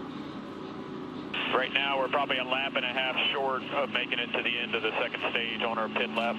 Carlos, I don't think you understand the severity of the situation here. Do you see the thing smoking right now? I don't know where it's coming from, but it's running. There's some kind of fluid running on the right side floor. So fluid on the floorboard. Got to be brake fluid. Got to be brake fluid for sure. And Michael and I were speculating if he was going to come work on the brakes at all, which we assume he is, then he should have come in before pit road opened. He would have to restart at the tail end of the longest line, but that's going to happen anyway if he takes extra time to work on the brakes. Well, it's interesting. He said, I don't know if you understand the severity, because he did report that he had 0 brakes, and they're just worried about, you know, their strategy and how short they're going to be on fuel. And he's like, guys, we've got a problem. As you see him, peels onto pit road, and a lot of them behind him. Amanda? You saw Jake Garcia peel off there. He's going to take those right side tires in fuel. He's a hometown boy based around 50 miles from here in Monroe, Georgia, and he is off. And you look at the 38 of Lane Riggs, his radio at the end of that stage, he said, that was fun. Woo! Had a little tightness in that truck, and he's off. Jamie? Well, for Christian Eckes, you saw him come down pit road. We've covered the issues that they had with the brakes. He could not get it slowed down enough to rolling that the team was able to catch it. He had to keep on going through pit lane. They might have to head back to the garage to see if they can get it fixed. Christian's on the radio right now saying there's no way I can get this thing to stop. So they're going to have to try again. Jamie? What he could do is put it in first gear and turn the engine off and let off the clutch and have it grind to a stop with the engine, and the team could catch it then. You can see here, not even close to getting a chance to stop it. There is a chance if it's just a bleeder screw loose in that brake, they could tighten that up and add fluid and fix it. It worries me that it's running on the floor on the right side of the truck, because that maybe there's a junction in the firewall that that is leaking or something like that, versus a bleeder fitting in a caliper. 4, 3, just roll through if you can. Roll through. We'll come back around. We'll figure it out. I mean, he's still going 20, 25 miles an hour probably when he tried to get stopped. That's the only way he's going to stop, Michael, is if he does what you said. So issues continue for Christian Eckes. We'll follow up on that after this. Stay with us. We're having a good time live from Atlanta.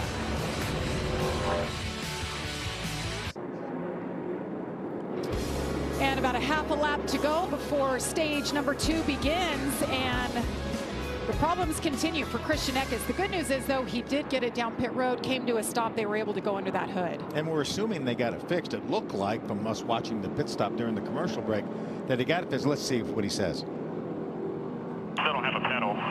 I hear you. I got to figure out the next plan. Now this is when it gets a little dicey. NASCAR hears he doesn't have brakes back in the pack. They see he doesn't have brakes because of what happened on pit road. Will they black flag him? Give me zip ties. He's laying way back behind the field. So Christian Eckes won stage 1. He's gone down 1 lap, still has the issues. So Tyler Ankrum, Grant Enfinger on the front row for the restart here, and stage number 2 is underway. Kyle Busch is going to lead that low line. Grant went up top with Ankrum. See if Kyle can have success early in the race during that first stage. Phil, he was able to make that bottom work. Fell back during the running of the stage, but he's right back there up there on the bottom trying. Some new faces up there. Brett Holmes up in the top 10 in that 32 truck. Got Corey Heim in the 11. Some of those drivers that stopped earlier. We had 4 drivers stay out. They're on the strategy to run this thing to the end of the second stage without stopping. Those drivers that stayed out: Ankrum, Grant Enfinger, Tanner Gray, and Kyle Busch. Kyle's determined to make the bottom of the racetrack. and that's what we need. Look at Matt Crafton. We saw him struggling mightily during the end of that first stage, and look at the run he's got on the outside. They've got Wallace Allen right side of your screen, that 33 stuck in the middle. Now he's going to move down to the inside in front of Dean Thompson in that 5 truck. That's back there in that gaggle of trucks, about 13th to 17th place run right now, battling the pole sitter, the 43, Daniel Dye, shuffled back. You see him right there on the inside. You see Lane Riggs just hit the 88. He pitted. He's back in that traffic as well. This is a mess, Phil. There's Daniel Dye. It looked like Crafton thought about trying to move a little bit higher than Lane Riggs. Thought better of it. Here's Daniel. You feel like Superman. You get the right run on the bottom, go around guys, but then it seems to stall out. Kyle's not giving up like you guys mentioned. I've been watching the scoring monitor, Jamie, and I think every single lap that they've run has been faster than our pole speed. Every single lap of this race. We talk about the top side being the preferred. Only 4 trucks on the bottom in that group with Kyle Busch. I see the 99 of Ben Rhodes back there in the bright orange truck. What about Nick Sanchez? He's right up in the middle of this mix. We talked to him before the race. Said he's going to win 10 races this year. He's got 1, 9 to go. Somewhat of a teammate to Kyle Busch. These two expected to work well together at Spire Motorsports and Rev Racing. It looks like Sanchez has a fast truck too. He's able to push Kyle. gets there and gives him that bit of an assist. Nice job by the 15 of Tanner Gray right now, running up third in line on the outside. And Nick Sanchez, last year we called him so many times. We thought, okay, this is going to be the race. He starts on pole, he runs up front. He didn't get it done. Then he starts this year with a win right out of the box. What does that do for your confidence? He's got enough confidence that he thinks he's going to win 10 races. Yeah, apparently so. But just to run in these packs and do the thing, make the moves that he's making now. He's not a rookie. He doesn't have the rookie stripe on the back of that truck. Remember early on last year, though, at Las Vegas, him racing with Kyle Busch at that time, and what an experience that was for him and an education. No doubt. Well, Christian Eckes, we've been following his issues. The brake issues, said he still doesn't have a pedal, but he's staying out there on the track. Brought it down pit road. He missed it the first time, couldn't stop the second time. They were able to make some adjustments and fix it. Let's hear the latest.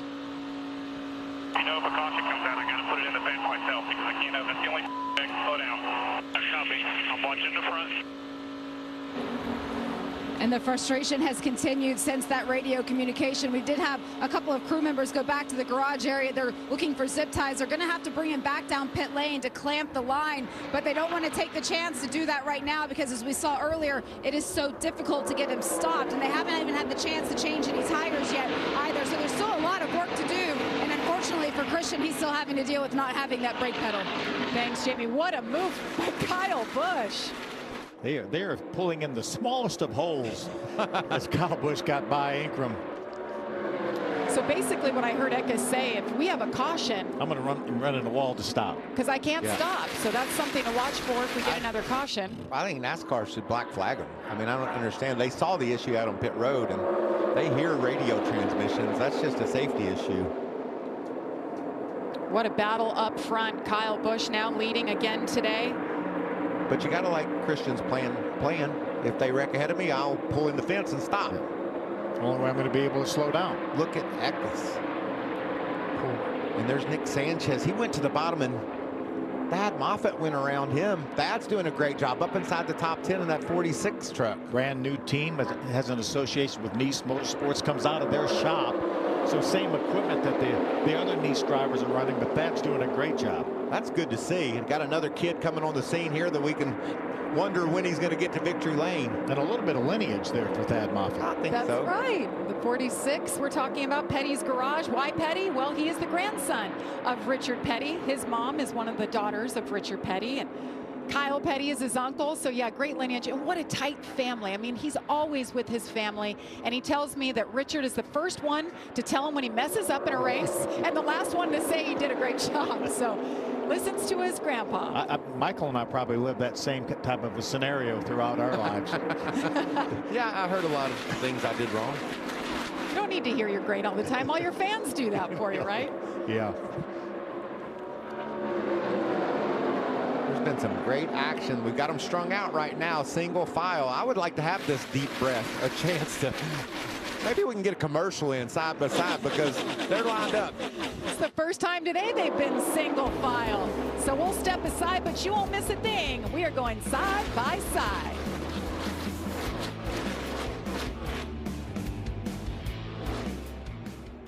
The XFL and the United States Football League have announced plans to merge. A move that ensures spring football is here to stay.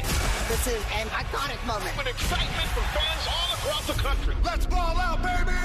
This will bring together two of the best spring leagues we've ever seen. It's a win for football and for fans. The United Football League has arrived.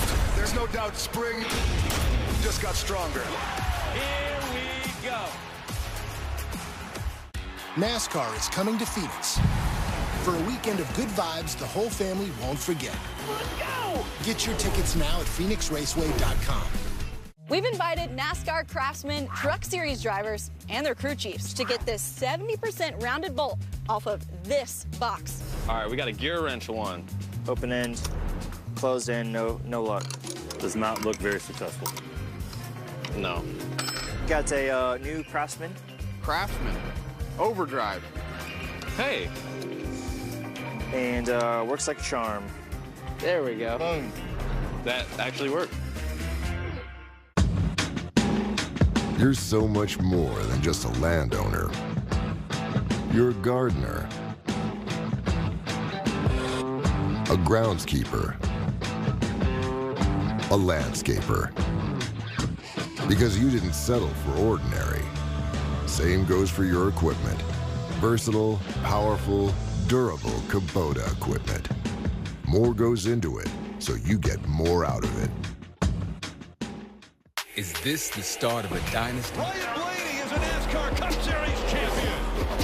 A redemption tour? Ready to go to work. Is this the face of a ruthless competitor or a villain? I'd be your favorite driver. Is it time for a breakthrough?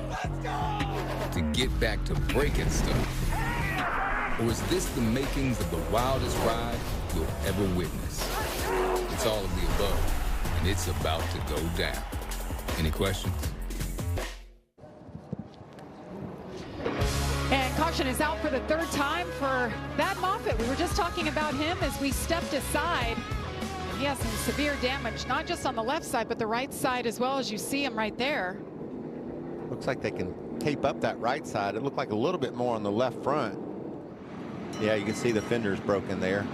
Thad was having a great run. He was 8th at the time of this issue. That had to feel good for that young man, tasting the lead, facing in the lead pack. Even despite this, he knows that he can run up front. Let's see if we can take a look at what happened here. One of the guys that's taken that extreme high line. Is that Eckes? And he tries to squeeze in a hole that isn't there. This wasn't there. That's Jake Garcia, the 13 truck. I think that was Tom Majeski right in front of him. Yeah, and look how close this is. Couple of fast trucks. We talked about Garcia. We talked about Lane Riggs. And look at Sanchez going by, the 2 truck on the very bottom of the apron of the racetrack. That does a great job of not letting that truck weave back up in front of that traffic. Kept her low. Looked like the 38 of Lane Riggs has some damage from that contact. He just another look. Tries to squeeze in a hole that isn't there. It might have been there for a split second, and that's the thing, that these holes close up so fast. Ooh, there's the contact right there. Because of the way these trucks with the big cabs, the way they close, their closing rate is so much faster than an Xfinity car or a Cup car. So you see it there, 10 laps to go in this stage. These laps fly by. If I'm Jake, closing rate is so much faster than an Xfinity car or a Cup car. So you see it there, 10 laps to go in this stage. These laps fly by. If I'm Jake Garcia, I'm one of those guys coming to pit road, maybe even Lane Riggs after that contact.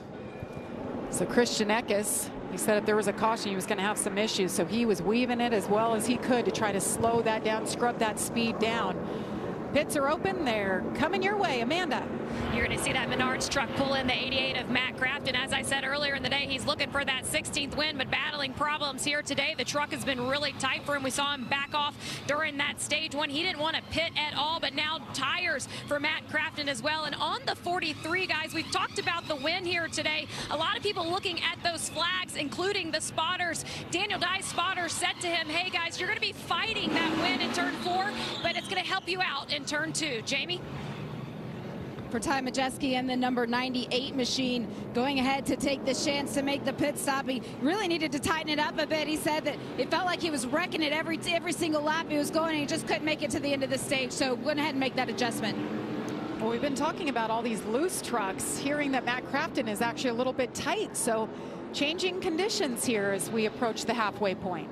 We talked about Lane Riggs and that contact, and Jake Garcia. They're both having extended stays down on pit road. There you see working on the right side of that 38 truck. That was a big clunk into the side of his truck, as was for Garcia. So not only Thad Moffitt involved in that accident, a couple other trucks. And meanwhile, you saw quickly that 19 is rolling down pit road trying to get into his box. Close contact right here. These are small pit boxes at Atlanta. That was tight. Yeah, Ben kind of turned in a little bit early. Didn't really give the 5 of Dean Thompson enough room to get in his pit stall. Had to back Dean Thompson up to get him out and around.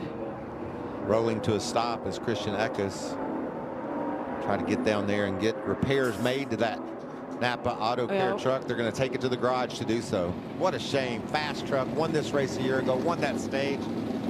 Just a line probably broke, might have possibly broke or came loose.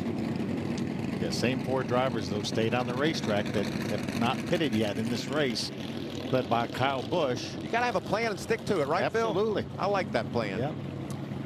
Well, good news for McAnally. They have 3 other good trucks out there, including the guy sitting second right now, Tyler Ankrum.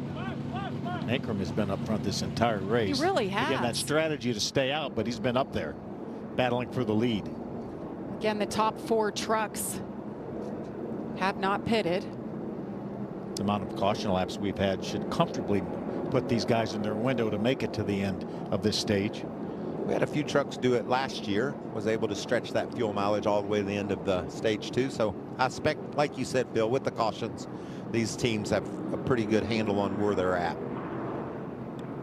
How about the Gray brothers? Both have worked their way up. Taylor Gray in particular started back in 31st, the 18-year-old, up into the 6th spot. The 17 truck, the JBL orange and black. There's his brother. The other brother. The older brother. The older brother. He used to race in straight lines. He did. Champion. World champion. Yeah. Youngest ever, right? NHRA. NHRA guy and decided, you know what? I want to go run a longer race. I want to turn left some more. I want to turn left and right. So he's been with us in the Truck Series now for a few years. Well, both those brothers, I think, win this year. I can't imagine that they don't. I mean, we knew Nick Sanchez was going to win. He did it at Daytona. These are a couple of guys. I took a look at both those great kids and say they'll get a victory this year. The field is just so stacked. I know that's saying a lot, but these are quality trucks and they're learning their craft. 18 years old. Taylor's driven from last to the top 5. We'll see Tanner some more in the ARCA Menard Series. He will run the Joe Gibbs number 18 car in the bigger racetracks for the ARCA Menard Series. Well, we have a doubleheader for you coming up after us on FS1. The NASCAR Xfinity Series takes place right here from the High Speed Pack Racing. Will it be Austin Hill? He has dominated Daytona. Can he get a back-to-back win today? The action starts at 5 Eastern on FS1. I'm going to say yes. After what he did at Daytona? Heck yeah. He drove through the field. How about Jesse Love? Oh, he was so fun to watch. He's on the pole again for the 2nd straight race. First time ever a driver has captured the pole in his first 2 starts in the Xfinity Series. And that's over 40 years. They started in 1982. Isn't it fun when you get to say that's never happened before? I have 2 grandchildren, Jamie, and they'll say a lot. Well, I've never seen that before, Papa. And I'm like, I bet you haven't. You're 12. But when you're our age and you're seeing something for the first time, that's pretty cool. Jesse Love's loving it. It's going to be a short run to the end of this stage. We'll get the restart with 6 to go. Oh, you just made my heart rate go up, Phil. When it's a short run to a prize, these cats get with it. So 1 truck out of the field. That's Christian Eckes. Took it back to the garage. Connor Jones 6 laps down in the 66. He's still on the racetrack. Lane Riggs gave up a lap there fixing the 38 truck, and he's still sitting on pit road. That's a shame. What a fast truck he had. We've just talked about him making his way up there in the top 10. Green flag is in the air once again. 6 laps to go in stage number 2. Big push. Taylor Gray got a hold of Grant Enfinger. Is it going to allow him to clear Kyle Busch? Kyle's getting a big push as well. Grant Enfinger battling for the lead for the first time for him today. Can he win this stage? See Enfinger and Taylor Gray get unhooked. Look how those guys that are still hooked up, the gap they get going in turn 3. What a push by Tyler Ankrum for Kyle Busch in the 7. Tanner Gray around the outside of his brother. And here comes Corey Heim. He started outside the top 15 as well, made his way right up into contention. Corey Heim got the win here 2 years ago, his first career win at his home track, and he said, this isn't a good place for us, so we spend a lot of time focusing on it. He said, it makes me nervous thinking about it. This style of racing is so intense, but here he is. He finds himself in the top 5. It sure doesn't surprise me that he's up there racing in the top 5. He is a solid driver. Heim time. Will it be his time? There's Nick Sanchez. Bailey Curry, we've talked about him a couple times today already in the 41 truck right there in the mix. Majeski right behind Bailey Curry. You got your miles per hour there. Kyle Busch, 172 miles per hour. So they worked their way around this 1.5 mile racetrack. See Mason Maggio down there on the bottom in that number 21 truck. He's trying to get something going, racing inside the top 15. And here comes Sanchez. Nick to the bottom. Can he get any help down there? Hope is a strategy, right, Mikey? Got that right. And sometimes it's the best strategy. If I drop down, will they come with me? And look at the crossover there. Is that Bailey Curry to the bottom? It is. Not going to be pull up all the way to right beside the 11 of Corey Heim. Again, he's going to fight the same thing. There was not a hole there, Bailey. Crowds not a Nick hole there. Sanchez. Don't get in there, Honey Badger. Those guys on the outside saying, you stay down there, Bailey Curry. We're going to line up over now. He's got a little help. Matt Mills, teammate coming up to help Bailey Curry. We got a truck going around. The 91 at Jack Wood, right in the infield grass, right in front of the start-finish line, and the yellow flag is out for the 4th time. Look at the back of that truck. It looks like might have been a push gone bad or something like that. A hard push into the back of Jack. What a great job Jack's been doing this year too. But a couple of tough breaks late in the race at Daytona. Heck, last lap gets turned, and now here early. It's been really fast. That's another McAnally truck.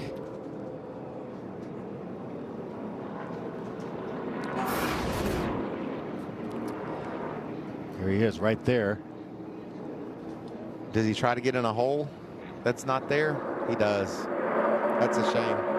Gets into the 32, I believe. Was that Brett Holmes? And that's what we're seeing, you know, as the race goes on, trying to squeeze in. It's happened from the beginning, just trying to squeeze in holes that just aren't quite there.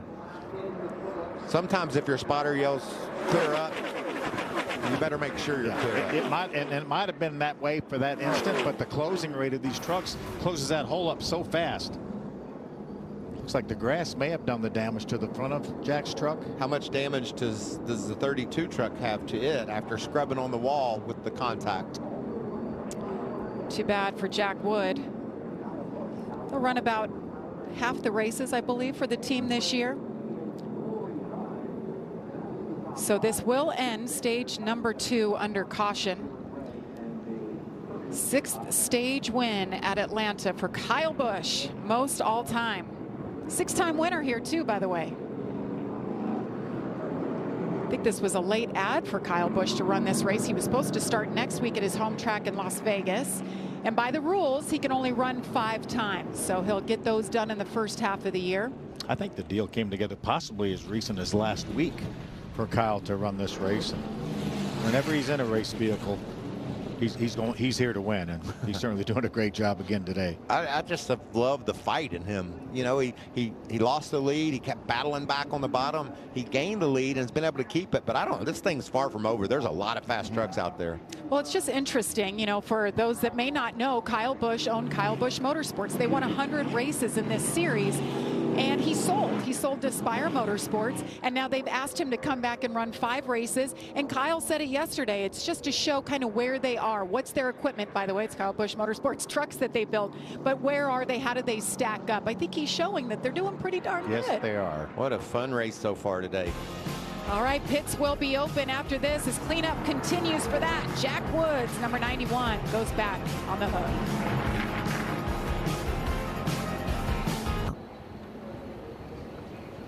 Welcome back to Atlanta Motor Speedway, where we have just finished the 2nd stage of competition. And I'm here with Christian Eckes, who is now out of that number 19. We documented the brake issues that you were having inside of that truck, Christian. Now to end this race in retirement, what do you take away?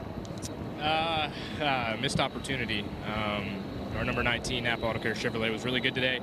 I felt like it was the best truck by a decent amount. I was able to do really whatever I wanted to in the first stage. So to be out with something pretty stupid is bad, but we'll learn from this and move on to Vegas. Thank you, Christian. Jamie?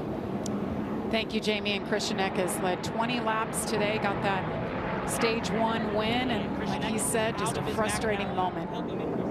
Well, you can taste victory. You get a dominant truck. You don't get a dominant truck very often. His was fast. I mean, he dominated that first stage, able to drive to the lead and keep it over Kyle Busch. When you do that, that's quite the accomplishment. That makes things even sweeter. So it's just extra difficult for that young man to give up on this day, especially hometown of Napa, right down the street in Atlanta. I wanted to see those two battle it down to the wire at the end of this race.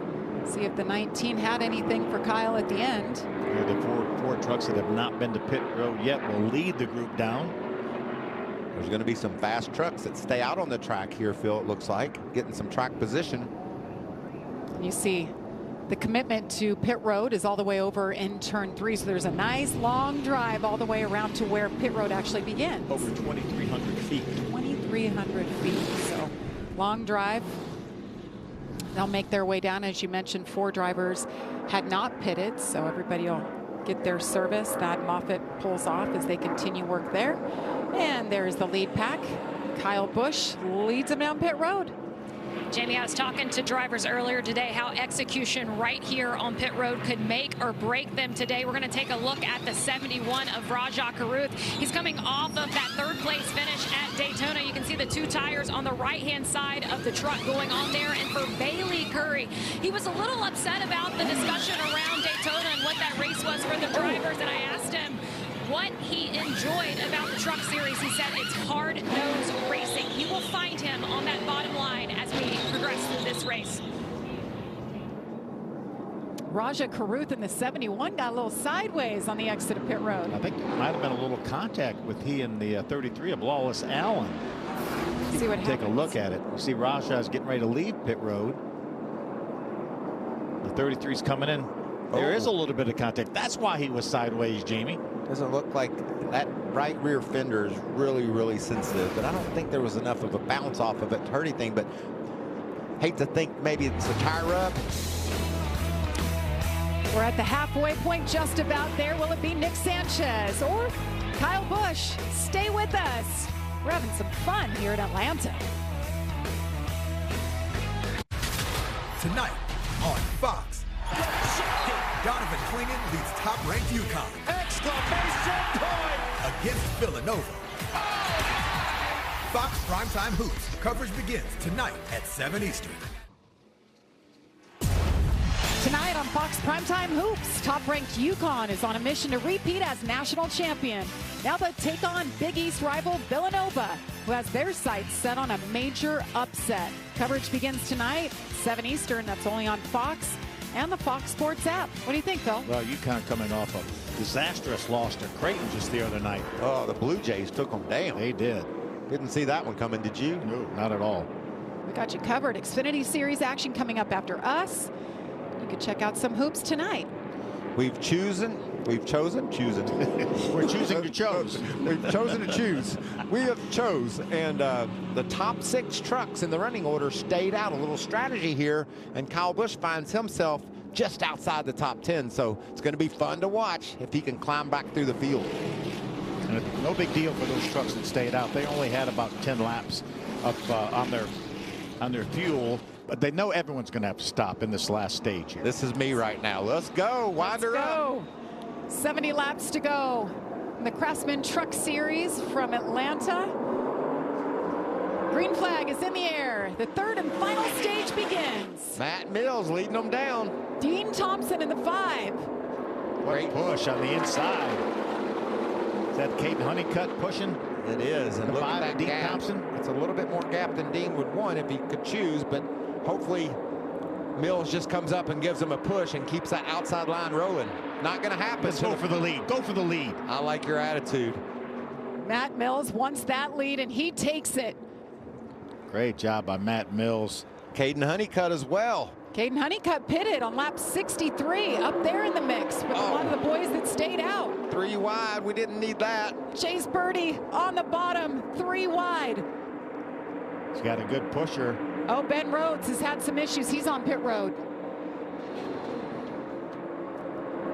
First career laps led for Matt Mills. That's great. He had a great start to Daytona. Not a great finish. End up losing a cylinder during that race. Great qualifying effort. It's going to be a fun year for Matt Mills. Full time with Nice Motorsports. Look at Chase Purdy. He's taking a look. Side by side he goes. He wants to take the lead now. Look at the right side of your screen. That is Ben Rhodes up to the high side. I think he knew he had some sort of an issue and jumped up there out of the way. Ben Rhodes was 7th. Flat tire maybe, because I saw some smoke. Yeah. He got out of the way, came to pit road, and has returned to the track as Tyler Ankrum. Oh, Purdy's up the hill. He has had a really loose truck all day. Matt Mills took it through the middle, battles for for second with Grant Enfinger in that 9 yellow truck on the bottom. What about this 3-wide racing, Phil? How about you that? You called it, Phil.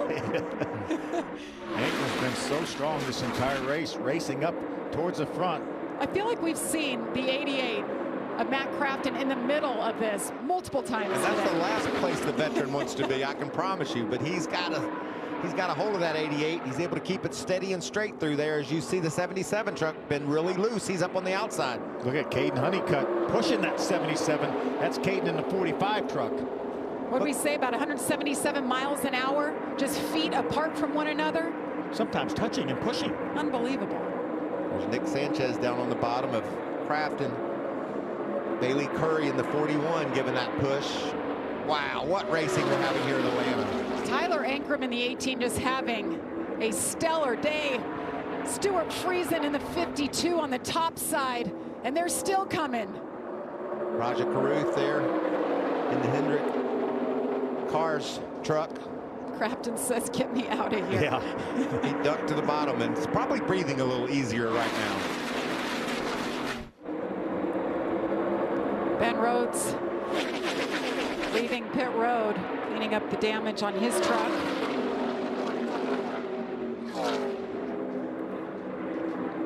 We haven't mentioned Kyle Busch in a bit, which is unusual. He's falling back right now. Falling back to 17th. Jamie. For Tyler Ankrum, when he was just on pit road, they were debating whether or not they were even going to take the 4 Goodyears that they ultimately decided to take. He said, I have such good grip, I have such good balance right now, I don't want to put anything new on this truck that could potentially mess that up. They decided to go ahead and do it because they needed all of the fuel they could take, but even with that, as you guys have talked about, they're still going to be about 16 to 17 laps short and are going to have to stop again. Yeah, the crew chiefs told me that they need 5 gallons more at once they end of the second stage. If they're full, then they'll need another 5 gallons to finish this race. What a job by Matt Mills up there running in the second spot. Yeah, he was so disappointed about Daytona. Had a little bit of an accident early. Got his truck bent up a bit, fixed it, and then dropped the cylinder. And here's a story. I think he's been working the bottom, but still outside the top 10. Maybe he can get Matt Crafton to push through there. We saw how crowded it was, 3 wide at times. There wasn't really anywhere to go, but you got to figure Kyle Busch is about tired of running outside the top 10. And remember, it's not that you can't make your way from the back, because Christian Eckes, who won this race last year, had a speeding penalty on his final pit stop and was able to make his way back from the back to the front to win that race. So Kyle Busch in the number 7 truck, he led the most laps so far today, 26. Finds himself as deep as he's been. Right behind 3-time champ Matt Crafton. I wonder at what point will Kyle get a bit of a run and make it 3 wide and maybe try to stick Crafton in the middle and move by him. Crafton's right on the back of Nick Sanchez in that too. And you see Stuart Friesen, he's going to go topside. Oh, he got into the wall. Yeah. And I'm not sure that Tanner Gray didn't get a little piece of that with his right front corner. That's a shame. He keeps it up there. Everybody makes it around him just fine. See if he could get it down to pit road. We're going to stay green right now. He comes to pit road. Beautifully executed. Stuart Friesen was 11th at the time. More than it'll put him out of contention. He'll lose at least a couple laps, even without major damage repair. There's a look at what happened. He tried to sneak to the outside of Caden Honeycutt in the 45, that white truck, and you can see as he gets up there, loses the nose, and right there into the wall. And look at Gray. Just missed wow, him. what heads up driving that was. I think there's damage. Oh, yeah. There's definitely some damage and a tire damage. rub, as you can see on Tanner Gray's truck. He just got to the bottom, but just a split second too late. Could have been much worse if he hadn't been so heads up. Gosh, Stuart Friesen, we heard from him yesterday. All smiles. New crew chief, Jimmy Villeneuve is the new man in charge, and he said, we are revamping this entire team. Starts from leadership down, and we're really excited about what's to come. And you hate to see something like this. Just put him back. But what you do love to see is Tyler Ankrum on a bit of a losing streak. Matt Mills, Dean Thompson's never been to victory lane. Taylor Gray. He flipped last week at Daytona and comes back, and he's in the hunt for a win. This is good stuff. And no surprise to see, Raja Caruth. He's got an issue. Flat tire, probably. possibly. Coming out of turn 2, so he'll be able to make his way down onto pit road, no problem. Remember, he can run. Oh, big break, big time break for Raja. Caution is in the air for debris on the front stretch. Yeah. Like maybe a rear tire, more than likely. Michael went down on Raja's truck, but a huge break that the caution flag came out. They said there was debris, and I wonder if that's what cut that tire down for Raja. Look at that, what a nice save. Raja's elected to stay on the track. That's a little bit of a risky call. That right rear tire is flat as he goes by our broadcast position. And if he blows that out, it could rip up that tire, that whole fender. So a little risky. He's going to stay on the lead lap. Just needs to calm down, slow her down, make sure that tire doesn't come apart. Yeah, the leader in the pace truck is over in turn number 3, so he has plenty of time. He's right now in the middle of 1 and 2, coming off 2. You see their lap since last pit stop. You guys said it's about 58 to 60. Oh, they're in their window. 62, yeah. Yeah, they're in their window. I think you see everybody come to pit road when pit road opens. I mean, Raja has no choice but to come to pit road now and take care of that tire. He'll restart at the tail of the field. Actually, I think he is staying on the racetrack again. I hope not. He is. He's on the apron of the racetrack over there in turn 3 and 4. There he is. That's asking a lot of that tire. I think everybody comes to pit road because they're in their window to make it to the rest of the way. So you're saying it was a well-timed caution? Yes, it was. And a good save. Not only for Raja, but for everybody else in the field. And Raja is on pit road now. Yeah. The gears are turning on those crew chiefs, trying to make sure do they want 4 tires? They want 2. Do they just want gas? What's it going to take to win this race? I think if we just put 4 tires on at the end of that second stage, I think just a little bit of fuel. Didn't we talk during the pit stops with the contact that Raja had? Hope it didn't bend that right rear fender. I think that's exactly what happened. It bent it in on that tire, and it caused that tire to go flat. So great save by Raja. He's still in contention. The team is addressing the right rear, pulling it out. So this is the 5th caution today. Our free pass will go to the 25 of Ty Dillon. Haven't mentioned him today. He's full-time in the truck series this year. And let's mention that these bodies on these trucks are steel, unlike the composite bodies of the Xfinity cars, as well as the carbon fiber bodies of the Cup cars. So they don't pop out as quickly. The damage is more severe. And they bend in quicker. It's a bad combination right there. You can't have it any worse than that. A lot of pressure on these pit crews now for these pit stops. Track position so critical here. Tyler Ankrum is saying, this is our last time on pit road. Nail it, boys. Keep me out front. Yeah, don't speed. There he is right there. Tyler Ankrum leads Matt Mills and Dean Thompson, Taylor Gray, Corey Heim. They're coming your way. Amanda, you're up first. Well, you see Taylor Gray started this race from the rear all the way up to the 4th spot. He said that the track is changing with all the tire rubber being laid down. It'll be a fuel-only stop for him, Jamie. Well, moving up pit lane just a little bit, number 42, Matt Mills. They're decided to take right side tires only team. Extremely complimentary of the job he's been able to do today. And that number 18 of Tyler Ankrum has led 25 laps so far. They decided they were good on tires. They didn't need any more of those. It was gas and go. Jamie? Grant Enfinger stalled on pit road, had to back it up. Saw some chassis adjustments as well to go along with what Taylor Gray was saying. The conditions are a-changing, so we are under caution. For this, we're right on board with Daniel Dye. The 52 gets into the wall. Thank you, Mr. Dye. Is this the start of a dynasty? Ryan Blaney is a NASCAR Cup Series champion. A redemption tour? Ready to go to work. Is this the face of a ruthless competitor or a villain? I'm being your favorite driver. Is it time for a breakthrough? To get back to breaking stuff? Or is this the makings of the wildest ride you'll ever witness? It's all of the above, and it's about to go down. Any questions? Are you ready? Because vintage NASCAR is back. Get ready for some bumper banging fun because in 2024, the Food City 500 is back. That's right, back on concrete, back to sheet metal bending chaos, back to racing the way it ought to be.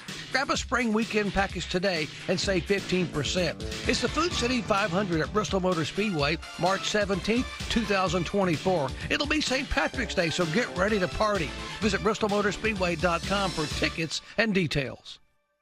This is the make or break moment. The chance to carve your name into the history books. This is the NASCAR Xfinity Series. Welcome back to Atlanta. As you look at Grant Enfinger, we showed him have that issue on pit road where it looked like he was stalled and they pushed him back into the box. What happened? He was running fourth, and here he is right here. And I think he just simply left too soon. Let's listen into crew chief Jeff Stankiewicz. Hold on, not yet, not yet.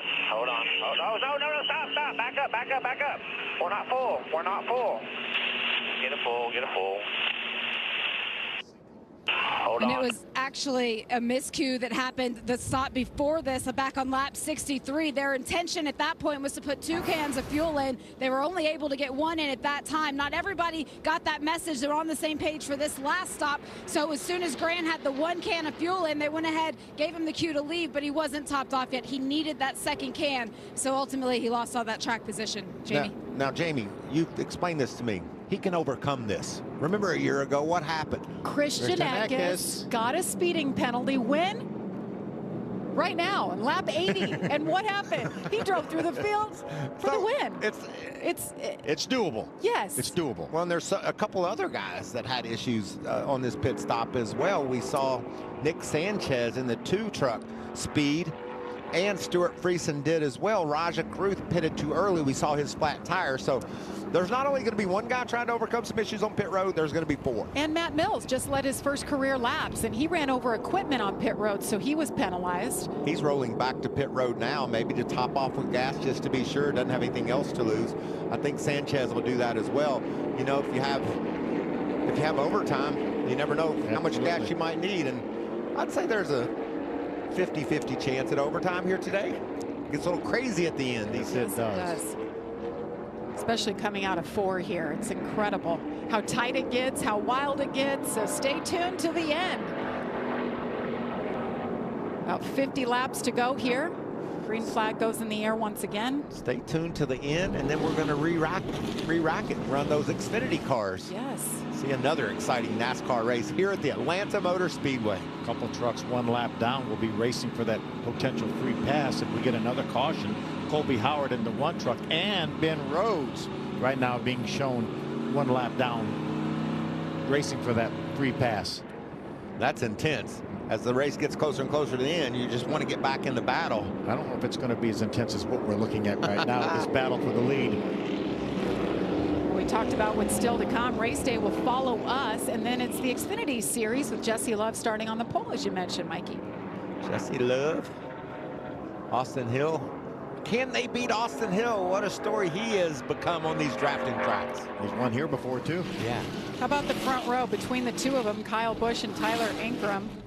Kyle was there. He 65 wins. Just a bit. 65 wins. Yeah. 64 goes to Kyle Busch. Kyle Busch is on the inside. We've seen him make it work down there on the front row. Can he do it again? Bailey Curry doesn't quite get hooked up. Corey Heim with a big push for Tyler Ankrum. Gets out ahead of Kyle Busch on that inside.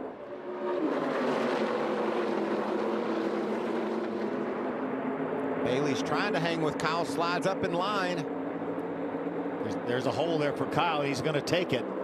I think Bailey's smart and just stays in behind Kyle Busch instead of trying to do the crossover. So many of these young drivers, they will tell you when they hop out of their truck how awesome it was to race against Kyle Busch and how much Tyler Ankrum has probably learned today running around him all day. And if he can beat him, imagine how far that goes with confidence. And that's how it was for Michael and I when we started our career. If we could be somewhere around Dale Sr., I think we were in pretty good shape. What if we looked in the mirror and saw Harry Gant? We'd be like, oh man, I'm rolling now. those feelings are they're life lessons on the racetrack too. You learn so much from racing around the best. Learn where you're at as a driver.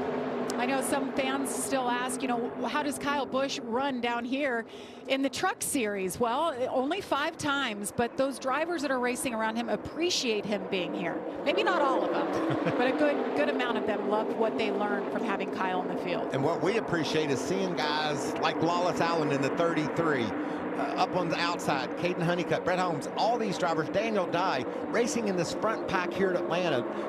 This is really fun for us to watch and those guys to be able to compete at the top of this series.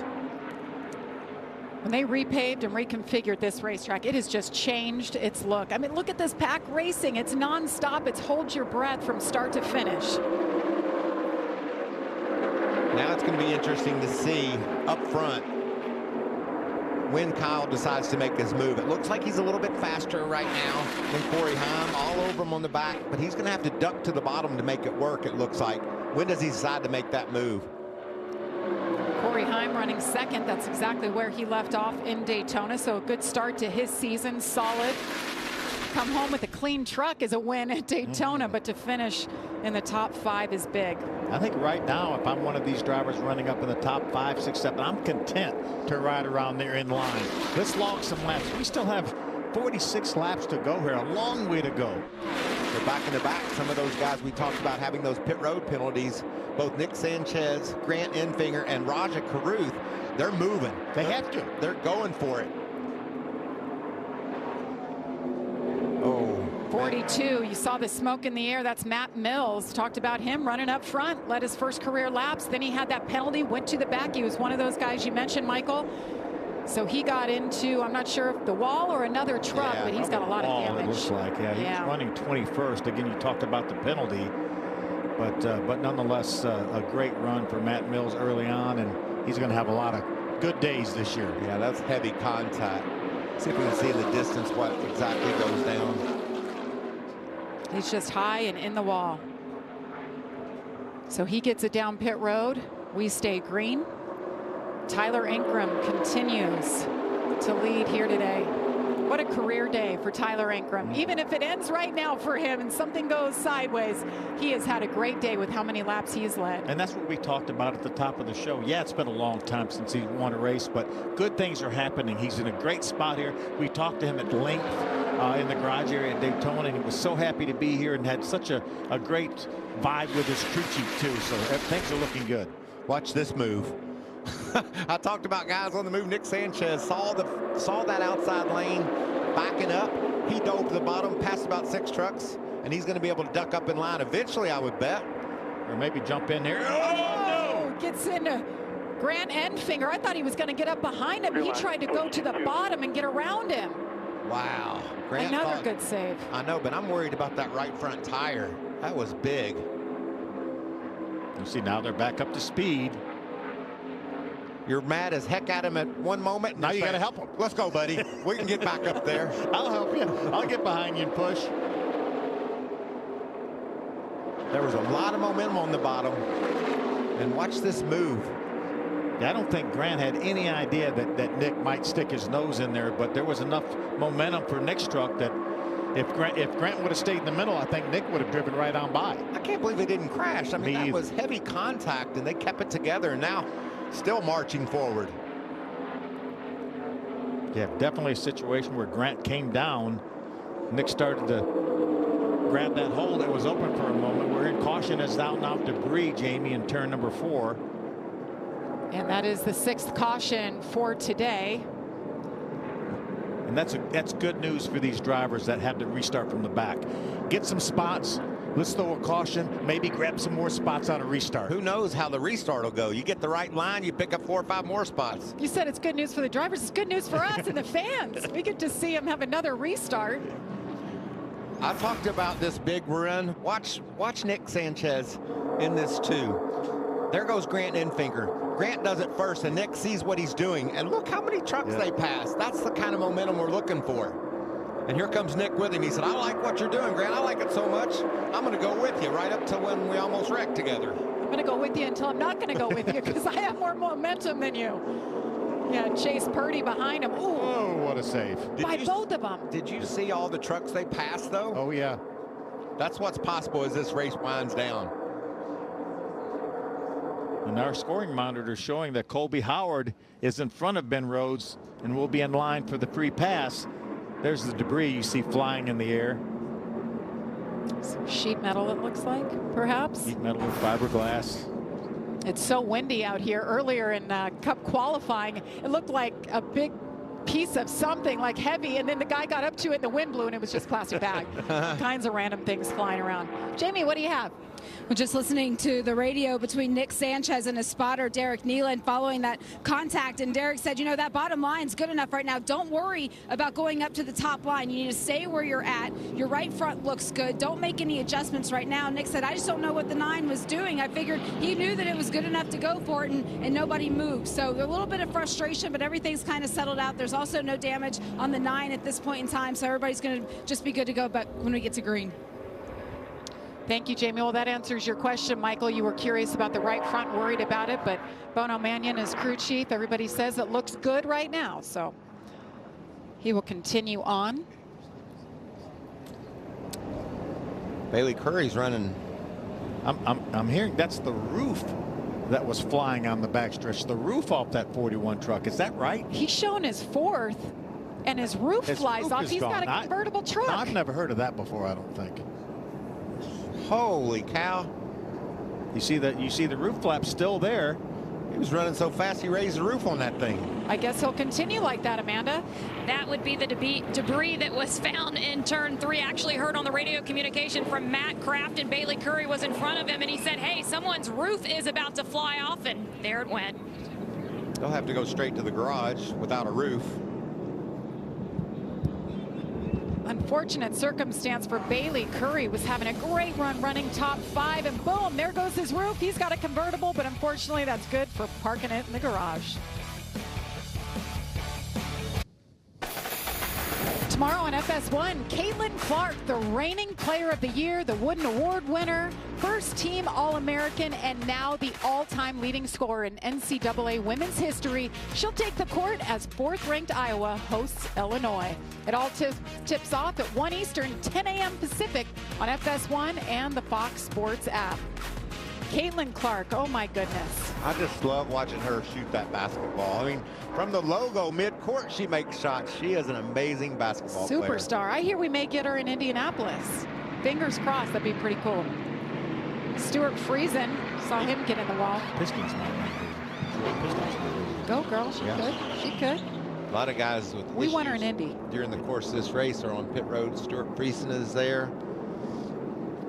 Ben Rhodes. A lot of going on in pit road. Colby Howard got the free pass. Colby Howard now is on pit road. And now we're going to line them up double foul and go at it. That was a close call. Lane Riggs coming out of the pits with Ben Rhodes. A lot of damaged trucks, but not a lot that have had to retire. And I love the fact that we've had just single truck incidents. We've never had a multi-truck incident yet. Oh, now you know what's going to happen, Phil. Phil, we've talked about this. Yeah. The announcer curse. No. Well, cautions, 6 so far today. How many did you guys have in Daytona? 12? A lot. Most ever? Was it the most ever? Yeah, I think so. See, Dean Thompson was running 5th and jumped up to 2nd on the Jews. I'll take it, he said. Yes. You never know when you'll get a good push from Majeski, and maybe the caution comes right back out, and you're ahead of the 18. I think you got to take that front row when you can get it, especially from back in 5th. We've seen success down there. Dean Thompson on the inside for Tricon Garage. They've all been chasing the 18 of Tyler Ankrum today. Ty Majeski with a big push on Dean Thompson. Look at the 11 of Corey Heim. Pushing on the outside. Look how exciting this is. Pushing on the inside. Oh, they come break apart. Look Corey at Heim. Kyle Busch says, I got you, buddy. Gets to the bumper of the 11. What a nice job by Majeski to push Dean Thompson out in the lead. Caution is out again for the 7th time. We have debris on the front stretch. Exactly what we were talking about, Jamie. Dean Thompson took the front row, got a great push by Majeski, and now he will be our leader for this next restart. It's not another roof, is it? Surely not. And after that happened, Phil, you reminded me NASCAR used to race convertibles. Yeah, I used to come watch Michael race convertibles back in the 60s. That never gets old, Phil, that joke. I'm telling Well, the tables are turned because he always does it to Phil. I told Jamie you were going to say that to me, so I beat you to the punch. So 35 laps to go. Dean Thompson will be the leader. Ty Majeski, Tyler Ankrum, Corey Heim, and then Kyle Busch in the 5th spot. Grant Enfinger up there in 6th. You see there's the debris. Piece of metal. Aluminum at least.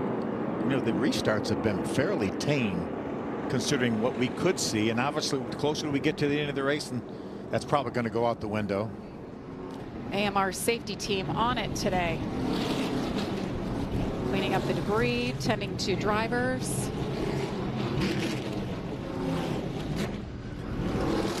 Everybody can take a deep breath because it's going to get crazier. Look at that. Restarts, all the action. Did you see that shot of the infield? Beautiful scene. I've loved every second I've been in Atlanta looking at these fans enjoying NASCAR here on a beautiful weekend.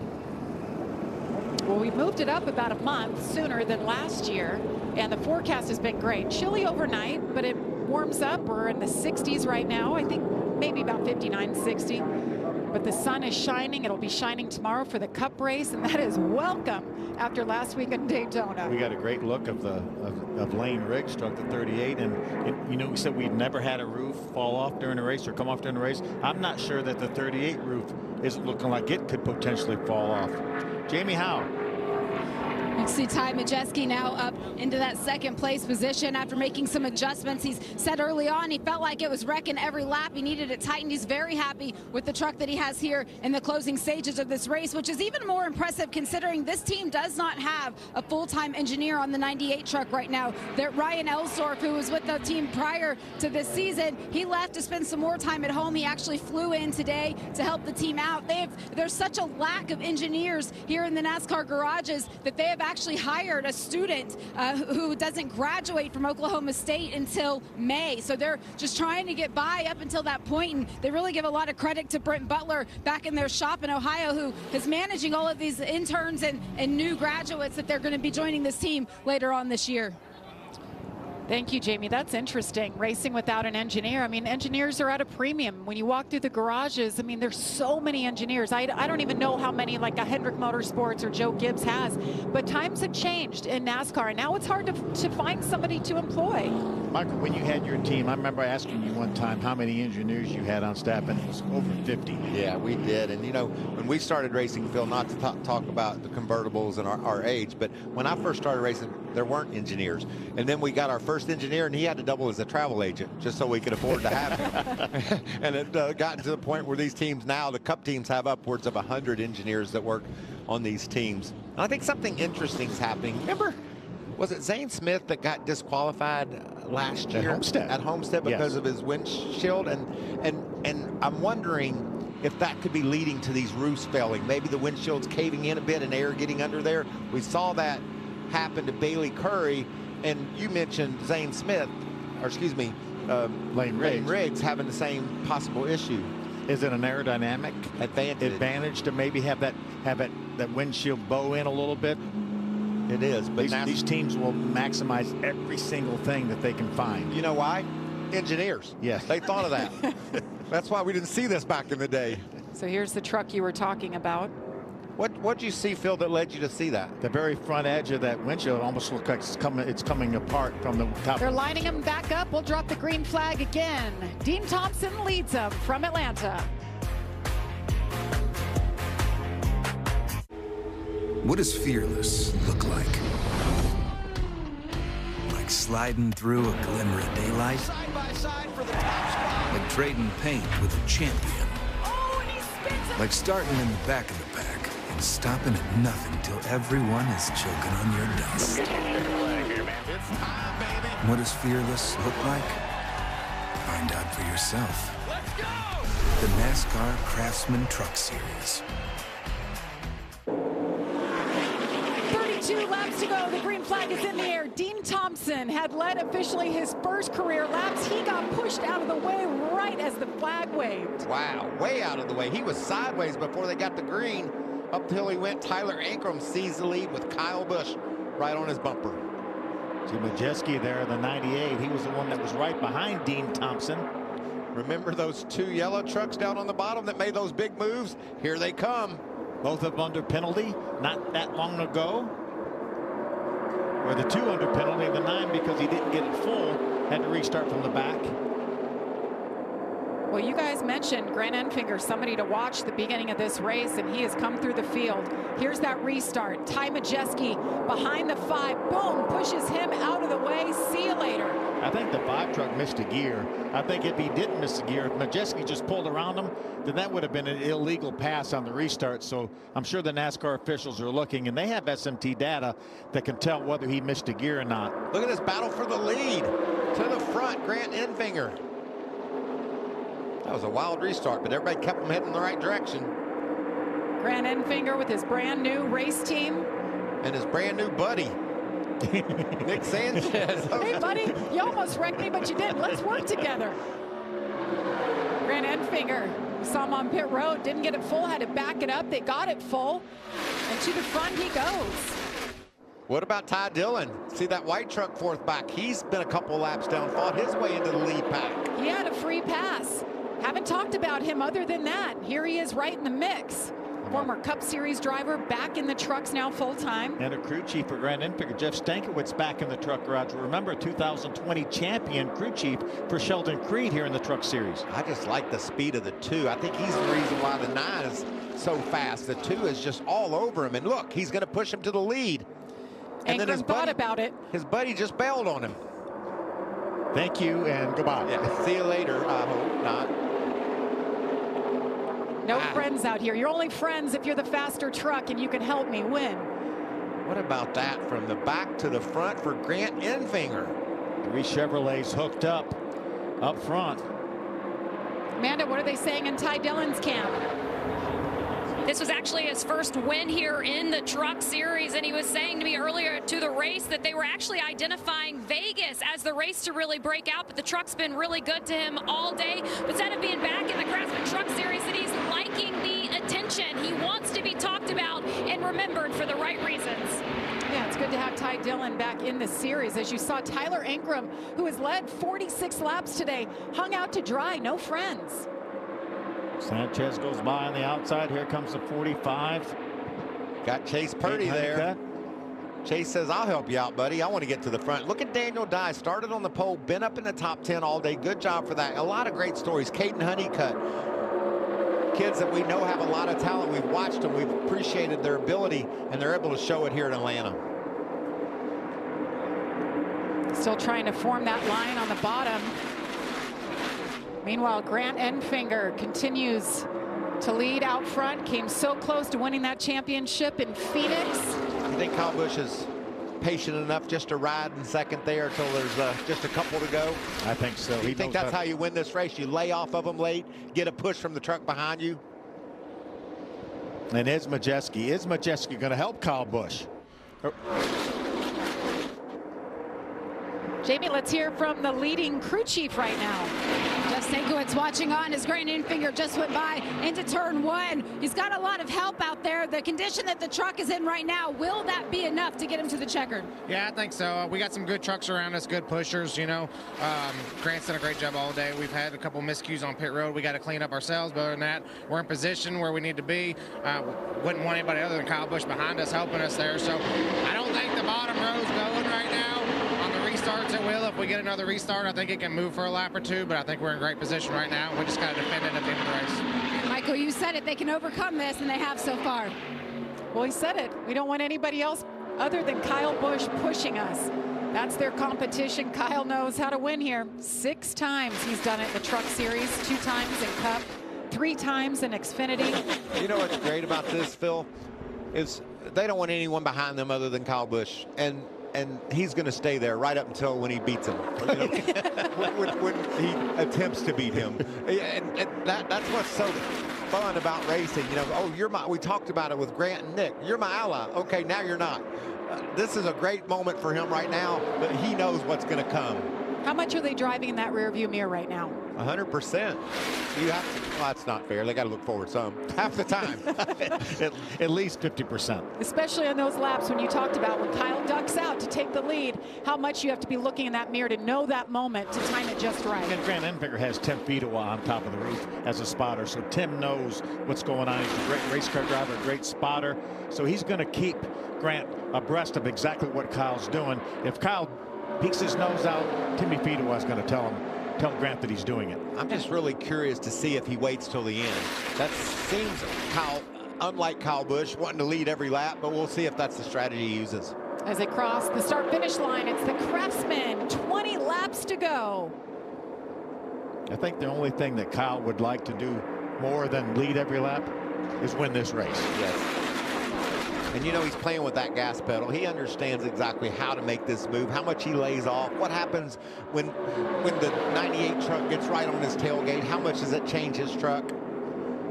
But does he think also, I can win this race from the front, I can control the race and win it that way? It's going to be fun to watch over these next Craftsman 20 to go. Ty Majeski in the 98 behind Kyle Busch has been strong today. Does he stick with him? Corey Himes right there, Taylor Gray, Nick Sanchez in the 2. We talked about how strong he was today. He's in the mix. What do they do? How long do they run single file?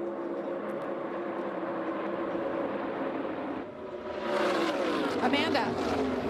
Grant Enfinger's crew chief of last year, Jeff Hensley, is working alongside Taylor Gray this season, and he said that this kid right here is due for a win at any time. Taylor, this is his first trip to Atlanta Motor Speedway at 18 years old. Jeff said he's so mature that I have to remind myself that I'm old enough to be his grandfather. And Jeff Hensley was Grant Enfinger's crew chief on and off for many years. So a whole new chapter for both of them. And I'm sure it's exciting inside to see Grant leading, but he wants his driver to get it done. What a day it's been for the 99 truck, huh? No kidding. Just got the free pass, and now look at him, right up toward the top 10. No quit in that team. 15th right now. Great rebounds by some of these teams that we talked about. Grant Enfinger having to back up into his pit to fill it up with fuel. Taylor Gray, you talked about, he started in the 31st position, speeding for Nick Sanchez on a late pit stop. Flat tire for Rajat Caruth, and all making a nice rebound. What about at Daytona when we said the CR17 for Grant Enfinger would raise some eyebrows this year? And here he is leading late at Atlanta, pacing them down the front straightaway right now. 14 laps and counting for Grant Enfinger. Who's the first guy going to make a move, Michael? I just don't. I think they just wait. I think they've seen what happened. You go by yourself, you're just going to get drop kicked. I think they just wait and take their chances at the end. Are there plans being formulated up on top of the spotter stand or down on pit road with the crew chiefs? Yeah, if you're, heck, say you're back there where Nick Sanchez is, you're probably not going to win from 6. Do you try to talk Taylor Gray into making that move and try to push him? I'll go with you. I'll go with you. Let's do it together.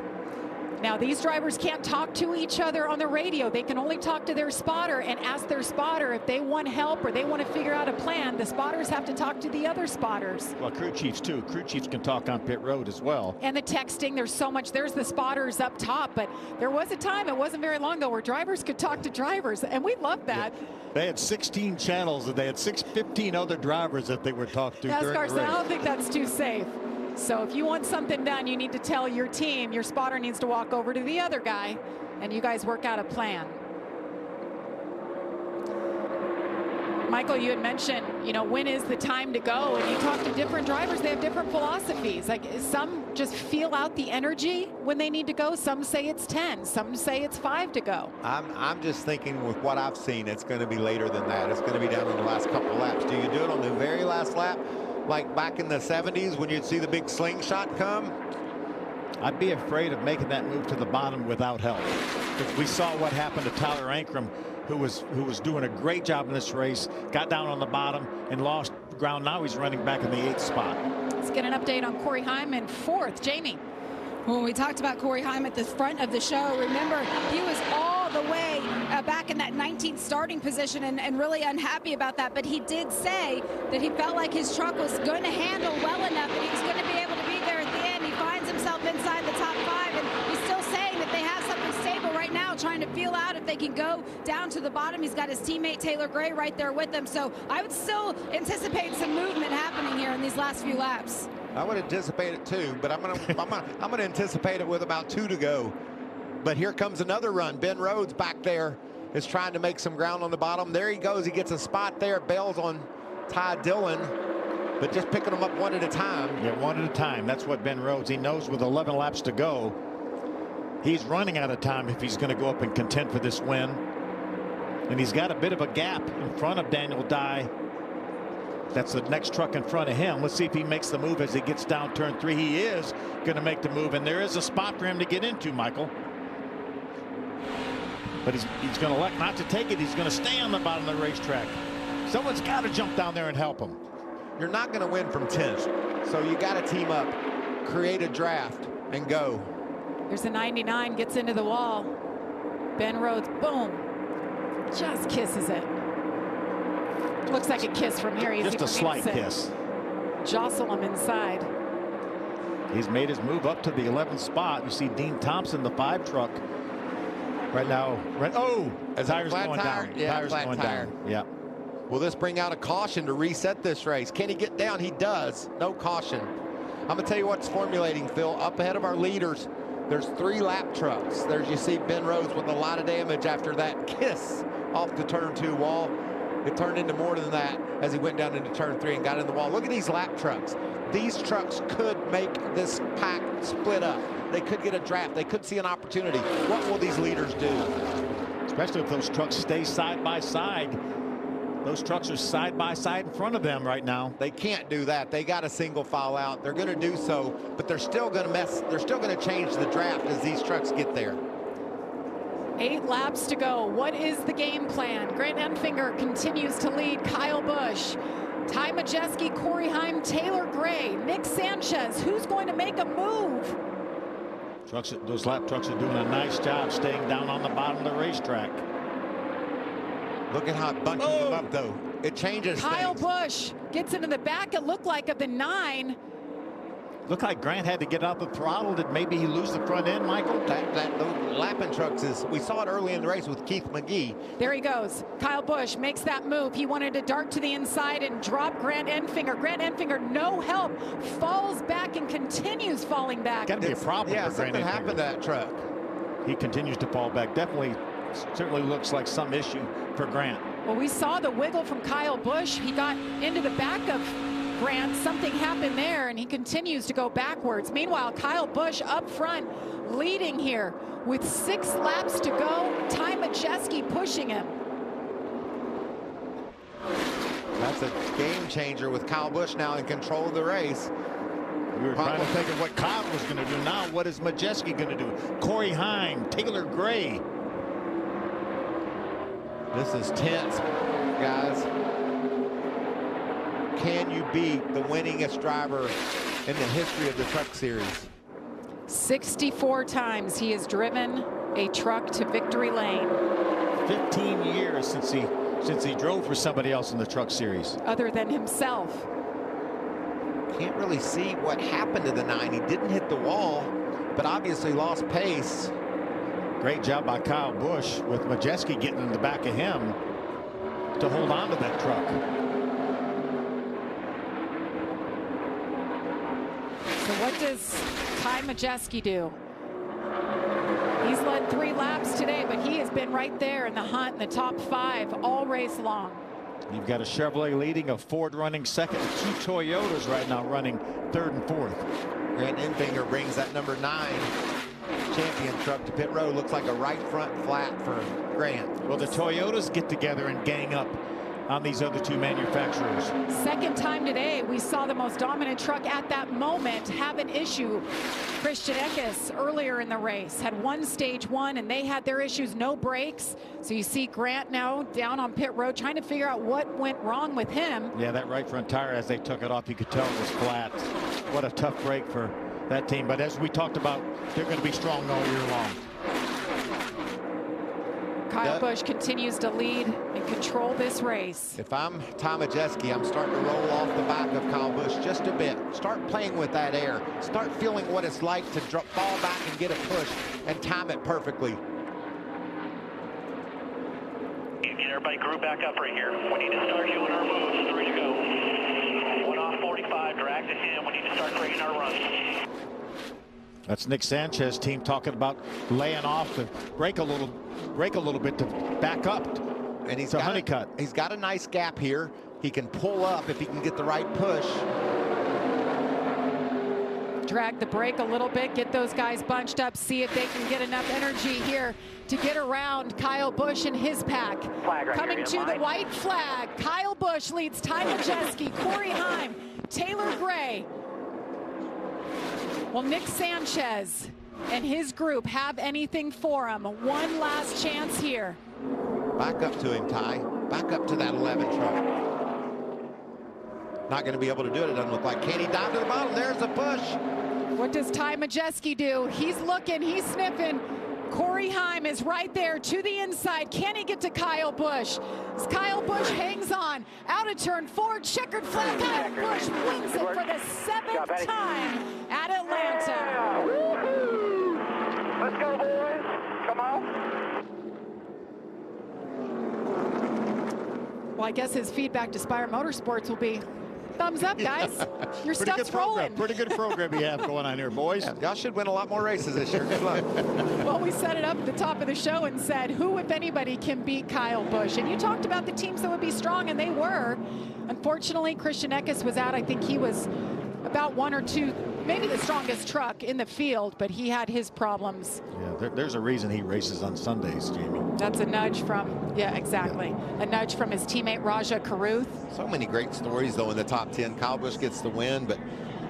How about Caruth with another top 10? Yeah, and Taylor Gray, top 5. How about Honeycutt with a great 6th place finish? Yeah. Hey, guys, and I got to say, we never had a big run. These drivers did their best. There were some amazing saves today. Great racing. Well done by everyone. As Kyle Busch burns it down. His burnouts are so impressive. He's had a lot of practice, though. Yes, he has. And his son, Brexton, getting a lot of practice. He says, I don't need these tires anymore. Burn it down. What a fun race. We talked about at the beginning of the race, if you like Daytona, we're going to see a lot of action. If you thought it was too much action, you're going to love this race. And I think this one fell right where we thought it would. Good drafting, good racing, but not a lot of carnage. A lot of damage, but things that they can control. Not a lot of trucks out of the race. There he is, Spire Motorsports. Kyle Busch Motorsports built all these trucks, sold the team, asked Kyle to come back, run 5 races for them, gets the flag. Are we going to see that famous bow? Let's see it, Kyle. Remember, Brian Patty, the crew chief, was Kyle's crew chief last year at KBM. Hired him, called him himself and said, I want you to come join my team. So Brian Patty's still there. And Amanda, you're with the winner with the bow. And he just took the bow in front of the crowd that is on their feet here cheersing Kyle Busch. And the winningest driver in the Craftsman Truck Series now owns 65 of these. And Kyle, you do this one in a truck that you don't own.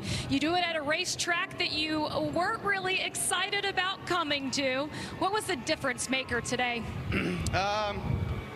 I mean, you're relying on help, right? So you got to have guys behind you that are willing to work with you. And Majeski was that guy today for me. So, I mean, there at the end, we had a bunch of Spire teammates out there that were great to work with, too. The 77 was good. The 7 was good. The 2 was good. I wanted to get us all on the bottom that time, and we did. We drove right up to the front, and then I was going to try to control both lanes. As soon as I pulled out to the top, the bottom went away. So I was like, well, sorry. But no, just thanks to Chevrolet. Appreciate Spire, Group 1001, everybody that has been a part of this organization from the very start to what we have today. It's a lot of fun. Love Rowdy Nation. Appreciate all the 8 stuff out there. A lot of yellow out there, a lot of black, so it's good. Appreciate it. Thank you, Kyle. Congratulations. for Ty Majeski. We were wondering, was he able to back it up? You said that was just too risky of a move. When you have to make those choices, how do you weigh the options? Yeah, it's tough, right? Obviously, you want to win the race. I just felt like if I had backed up to the 11, I knew he had a teammate behind him. I was afraid they were going to hang me. So I was trying to get a run, formulate a run. I had a run. I got to Kyle's bumper, and I knew he was going to cover the bottom. My only shot was to try and fade right and get to his quarter panel. And when I did that, the 11 went with him, and that was kind of the only shot that I had. So overall, super proud of the day. The truck was a little ill handling in the beginning. Joe Shear made some great calls, tightened me up a little bit so we could go racing. But appreciate all our partners. We have Farm Paint on the truck this week. Curb Records, Road Ranger Soda Sense is back this season. So have a lot of good things to look forward to this year, and appreciate everybody at Thor Sport. Just love doing this with this group. I love what I'm doing, and can't wait to get to Vegas. There was a conversation between you and Joe on the radio post-checkered flags where you said, thanks for working with me. He said, I know how to fix it. Where was it that you were struggling? Yeah, just really back in traffic. We just fought a free truck. Like when I got back at 15th to 20th, I mean, I could barely hold on, and made a big swing at it. Made one good choose call to get to the bottom, push the 5 to the lead, and the caution came out, got good track position, and from there we were able to hold it. So we had a fast truck. We just need that track position to go with it. It's the name of the game of these truck races. Lots of good things to come. Thank you. There's Tim Duggar. He had to be happy with that ride. Yeah, Tim always and how, a good ride. Let me ask you this. Farm Paint, is that a perfect sponsor for a truck? I just love that. If you have a farm, got a lot of fencing, that's the kind of paint you want. That's right. Withstands all the weather. Oh, I love this shot. Me too. Drives it into victory lane. One of our Fox cameramen running right behind that truck to get the perfect shot of pulling into victory lane at the Fr8 208. Ty Majeski, what a great day it was. And Corey Heim, his home track, brings it home third. Jamie? It's a solid result for Corey Heim. He doesn't seem that happy. He said, yeah, it's not so bad. What could you still improve on, you think, after the gains you made today? Yeah, I didn't think we were going to be a great leader out front, so I was planning on helping the 98 and at least hoping that him and Kyle would race it out and we would be able to make it through wide or something and compete for the win. But talked to Ty after the race. He was afraid that us in the 17 were going to pick him since we were teammates. So makes sense. It was just kind of circumstantial, and I didn't really feel like we had the speed in our Tundra TRD Pro to be out front today. But regardless, we played the strategy right, put ourselves in position to win, and that's really all you can ask for. So huge thank you to Tricon Garage, Toyota Racing, and Safe Flight. One of the things we talked about earlier in the weekend is one of the advantages that you have now versus last year is just the repetitive nature of this team. Everybody's worked together. You have a lot more confidence. What role did that play in moving forward today?